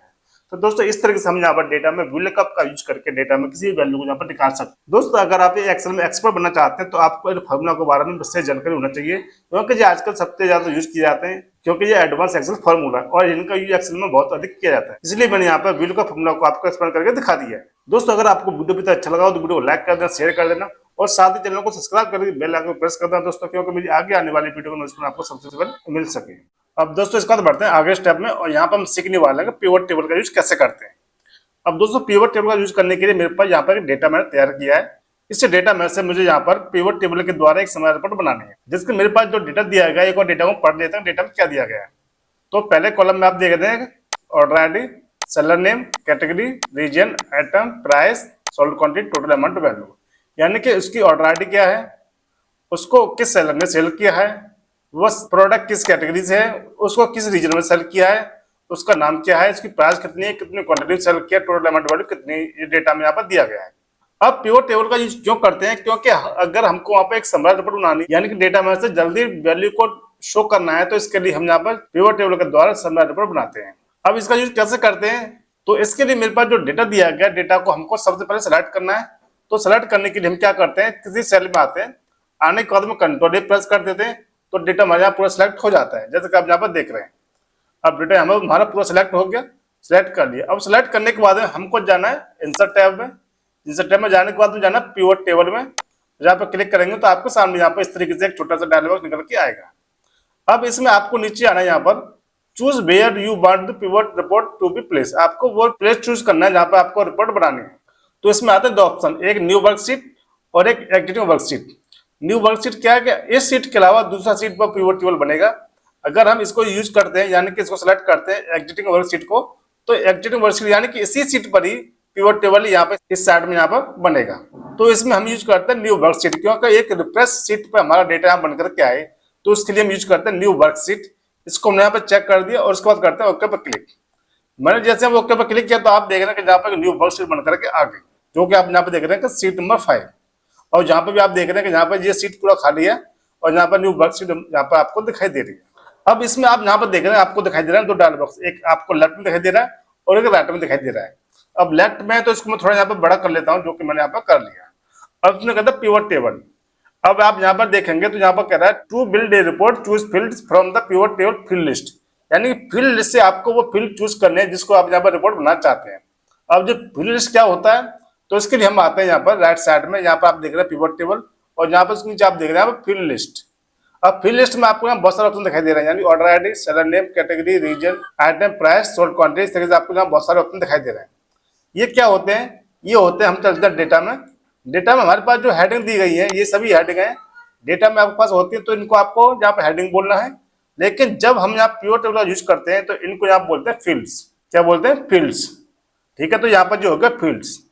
अब इसके बाद में यहाँ पे आता है पिवट टेबल एरिया, यहाँ पर कहता है फिल्टर, कॉलम, रो और वैल्यू। अब इन फील्ड्स को आपको इस एरिया में आपको ड्रैग करना है। जब आप यहाँ पर ड्रैग करेंगे तो जब रिपोर्ट यहाँ पर बन करके आएगी। अब वो कैसे फील्ड को यहाँ पर ड्रैग करेंगे वो मैं आपको यहाँ बताने वाला हूँ। जब आप यहाँ पर सारा कंसेप्ट समझ जाते हैं कि अगर आपने यहाँ पर इन फील्ड्स को इन एरिया में ड्रैग करना सीख लिया तो आप आसानी से रिपोर्ट बना सकते हैं, जो कि मैं आपको यहाँ पर स्टेप बाय स्टेप बताने वाला हूँ, ठीक है। अब ये तो हो गया कि यहाँ पर पिवट टेबल आ गया, यहाँ पे आएगा फील्ड लिस्ट। अगर इसके बाद में मैं यहाँ बीच में कहीं पर क्लिक करता हूँ तो आप देख रहे हैं कि यहाँ पर जो फील्ड लिस्ट थी वो यहाँ पर अब शो नहीं कर रहा। अगर मैं यहाँ पर क्लिक करता हूँ तो वो आ जाती है। अगर बाई चांस आपसे यहाँ पर क्लिक हो जाए तो आपको घबराने की जरूरत नहीं है, आप इसमें क्लिक कर दिए तो वो फील्ड यहाँ पर दोबारा से आ जाएगी। अगर बाई चांस किसी ने यहाँ पे ये क्रॉस हो गया, ठीक है, क्या अगर ये क्लोज हो गया तो आप देख रहे हैं कि आप कहीं भी क्लिक करेंगे तो यहाँ पे फील्ड लिस्ट यहाँ पर नहीं आ रहा है। आप यहाँ बाहर भी क्लिक करेंगे तब भी नहीं आ रहा, अंदर क्लिक करेंगे तब भी नहीं आ रहा है। तो इसके लिए क्या करेंगे, जब हम यहाँ पे अंदर क्लिक करेंगे तो क्लिक करने के बाद में हमको जाना पिवट टेबल एनालिसिस में, और इसको जाने के बाद में आपको यहाँ दिखाई फील्ड लिस्ट, इस पर सेलेक्ट कर देना है। आप जैसे इस पर क्लिक करेंगे तो वहां पर फील्ड दोबारा से आ जाएगा, ठीक है। अब ये तो आ गया। अब इसके बाद में हमको यहाँ पर जाना डेटा में। डेटा में हम चलते हैं, अब हमको यहाँ पर निकालना है कि कैटेगरी वाइज रिपोर्ट, यानी कि किस किस कैटेगरी में यहाँ पर कितनी कितनी क्वांटिटी सॉल्व हुई है। ठीक है, क्या निकालना है हमको, यहाँ पर निकालना कैटेगरी वाइज रिपोर्ट निकालना है कि किस किस कैटेगरी में यहाँ पर कितनी क्वांटिटी सॉल्व हुई, उनका हमको यहाँ पर डेटा निकाल कर देना है। अगर मैं यहीं पर इनको निकालता हूँ तो मेरा एग्जाम बहुत अधिक समय लगेगा और इसमें बहुत माथापच्ची करनी पड़ेगी, किसमें क्या क्या करना पड़ेगा। तो इसके लिए हम यूज करते हैं पिवट टेबल। तो इसके लिए हम चलते हैं अपने पिवट टेबल शीट में, और यहाँ पर जाने के बाद में अब जो आपके पास जो कैटेगरी है, यानी मेरे पास जो कैटेगरी है, इसको पकड़ना है और पकड़ के आपको रो में ड्रैग कर देना है। ठीक है, ऐसे। तो आप देख रहे हैं कि जितनी भी मेरे पास यहाँ पर सीट में जितनी भी कैटेगरी थी वो सभी कैटेगरी यहाँ पर निकल के आ गई। यानी मेरे पास कितनी कैटेगरी है, मेरे पास 6 कैटेगरी। ठीक है, 6 कैटेगरी आ गई। अब मैं इसको थोड़ा बड़ा कर लेता हूँ जिसके आपको यहाँ प्रॉपर दिखाई दे। ठीक है, अब जो 6 कैटेगरी आ गई, अब इसके बाद में हमको यहाँ पर निकालनी है इसकी सॉल्ड क्वांटिटी। अब चलते हैं सॉल्ड क्वांटिटी में, इसको सेलेक्ट करेंगे, सेलेक्ट करने के बाद इसको पकड़ के नीचे से वैल्यू में कर देंगे ड्रैग। तो आप देख रहे हैं यहाँ पर इनकी वैल्यू निकल के आ गई। अब आप यहाँ पर देख रहे हैं कि आराम से आपको यहाँ पर कैटेगरी वाइज डेटा आपको यहाँ पर शो कर रहा है कि किस कैटेगरी में कितनी क्वांटिटी यहाँ पर सोल्ड हुई है। ऑटोमोबाइल प्रोडक्ट में हुई है 35, फैशन एंड क्लॉथिंग में हुई है 101, फ्यूचर एंड डेकोर में हुई है 139, ग्रोसरी में हुई है 113, जो कि आप यहाँ प्रॉपर देख पा रहे हैं। इनकी जो सॉल्ट क्वांटिटी वो यहाँ पर आपको दिखाई दे रही है। तो दोस्तों इस तरीके से हम यहाँ पर पिवट टेबल के द्वारा एक रिपोर्ट को बना सकते हैं। दोस्तों ये पिवट टेबल का ज्यादा शुरुआत है, लेकिन आगे हम सीखने वाले पिवट टेबल के द्वारा और रिपोर्ट कैसे बनाते हैं। अब दोस्तों इसके बाद में अगर मुझे यहाँ पर डेटा देखना है सेलर वाइज, ठीक है, कि किस सेलर ने कितनी क्वांटिटी सोल्ड की है, तो हम क्या करेंगे, पहले इसको हमको यहाँ पर रिमूव करना पड़ेगा। तो रिमूव करने के लिए हम क्या करते हैं, हमारे पास यहाँ पर 3 ऑप्शन है। 3 ऑप्शन क्या है कि इस पर हम क्लिक करें, राइट क्लिक करें, और यहाँ पर क्लिक करने के बाद में आपके सामने यहाँ पर दिखाई देगा रिमूव, इस पर क्लिक कर देंगे तो यहाँ से रिमूव हो जाएगा। ठीक है, अब दूसरा ऑप्शन क्या है कि अगर मैं यहाँ पे आता हूँ, यहाँ पर इसको पकड़ता हूँ और इस पर राइट क्लिक करता हूँ तो आपको यहाँ पर दिख रहा है रिमूव फील्ड, इस पर क्लिक कर देंगे तो रिमूव हो जाएगा। लेकिन जो सबसे आसान तरीका है जो सब यूज करते हैं वो क्या है कि आपको जो फील्ड यहाँ से रिमूव करना है उस फील्ड को आपको सेलेक्ट करना है, यहाँ से ऊपर ड्रैग कर देंगे तो वो फील्ड यहाँ से रिमूव हो जाएगा। इसी तरीके से आप उसको करना रिमूव, तो यहाँ से कर दिए तो ये भी यहाँ पर रिमूव हो गया। तो इस तरीके से ये सारे रिमूव यहाँ पर फील्ड्स हो जाते हैं। ठीक है, अब इसके बाद में हमको यहाँ पर सीखना है कि सेलर वाइज हमको सोल्ड क्वांटिटी निकालनी है, यानी कि जो सेलर है यहाँ पर सेलर वाइज हमको यहाँ पर सोल्ड क्वांटिटी निकाल के लेके आनी है। तो हम क्या करेंगे, हम चलते हैं यहाँ पर, और यहाँ पर जाने के बाद में हम जाते हैं सेलर ने वाले फील्ड को पकड़ते हैं, यहाँ पर करते हैं रो में ड्रैग। तो जितने भी यहाँ पर सेलर थे वो सभी सेलर की लिस्ट यहाँ पर आ गई। ठीक है, अब उसके बाद में हमको यहाँ पर निकालेंगे सोल्ड क्वांटिटी कितनी, तो पकड़ेंगे इसको नीचे ड्रैग कर देंगे तो आप देख रहे हैं कि इस सेलर ने यहाँ पर 101 क्वांटिटी सेल की है, इस सेलर ने यहाँ पे 172 की है, इस सेलर ने यहाँ पे 113 क्वांटिटी की है, जो कि टोटल है 605 क्वांटिटी। तो इस तरीके से हम यहाँ पर सेलर वाइज और यहाँ पर सोल्ड क्वांटिटी भी निकाल सकते हैं। अब दोस्तों इसके बाद हमको यहाँ पर निकालनी है सेलर वाइज क्वांटिटी और उसकी टोटल अमाउंट वैल्यू, यानी कि किस सेलर ने कितनी क्वांटिटी सोल्ड की है और उसकी टोटल अमाउंट वैल्यू कितनी है।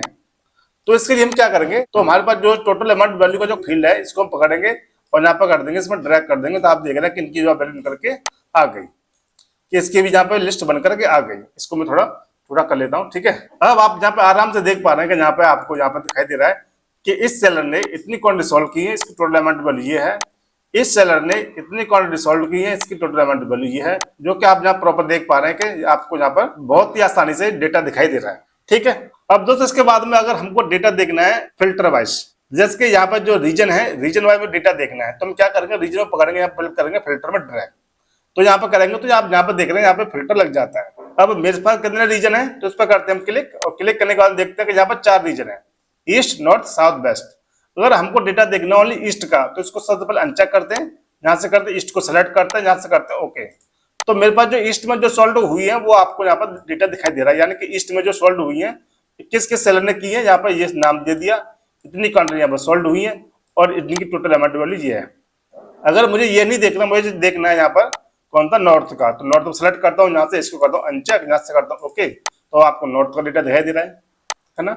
अगर आप कहते हैं मुझे नॉर्थ का नहीं देखना, मुझे देखना साउथ का, तो साउथ सेलेक्ट कर दीजिए, यहाँ से इसको अनचेक कर दीजिए, यहाँ से ओके कर दीजिए, तो आपको यहाँ पर साउथ का डेटा दिखाई देगा। नहीं, आप चाहते हैं मुझे यहाँ पर 2 का डेटा देखना है, मुझे देखना है साउथ का वेस्ट का, तो इन दोनों को आप चेक कर दीजिए, यहाँ से ओके कर दीजिए, तो आपको यहाँ पर दोनों का डेटा आपको यहाँ पर दिखाई देगा। तो दोस्तों इस तरीके से हम यहाँ पर फिल्टर का यूज करते हैं। अब इसके बाद में आप देख रहे हैं कि आपको यहाँ पे बॉर्डर सा नहीं दिखाई दे रहा। ठीक है, तो अगर इसमें बॉर्डर लगाने के लिए क्या करेंगे, इस पर सेलेक्ट कर देंगे, कहीं भी सेलेक्ट करने के बाद में जाना है डिजाइन में, और डिजाइन में जाने के बाद में जाना है यहाँ पर रिपोर्ट लेआउट में और यहाँ से कर देंगे शो इन टेबुलर फॉर्म। अब आप देख रहे हैं यहाँ पे एक बॉर्डर से आपको यहाँ पर लग के दिखाई दे रहा है, तो आप देख रहे हैं यहाँ पर आपको यार डेटा प्रॉपर दिखाई दे रहा है। तो इस तरीके से हम यहाँ पिवट टेबल का यूज करके डेटा में से सेमिनार रिपोर्ट के द्वारा डेटा को यहाँ पर शो कर सकते हैं।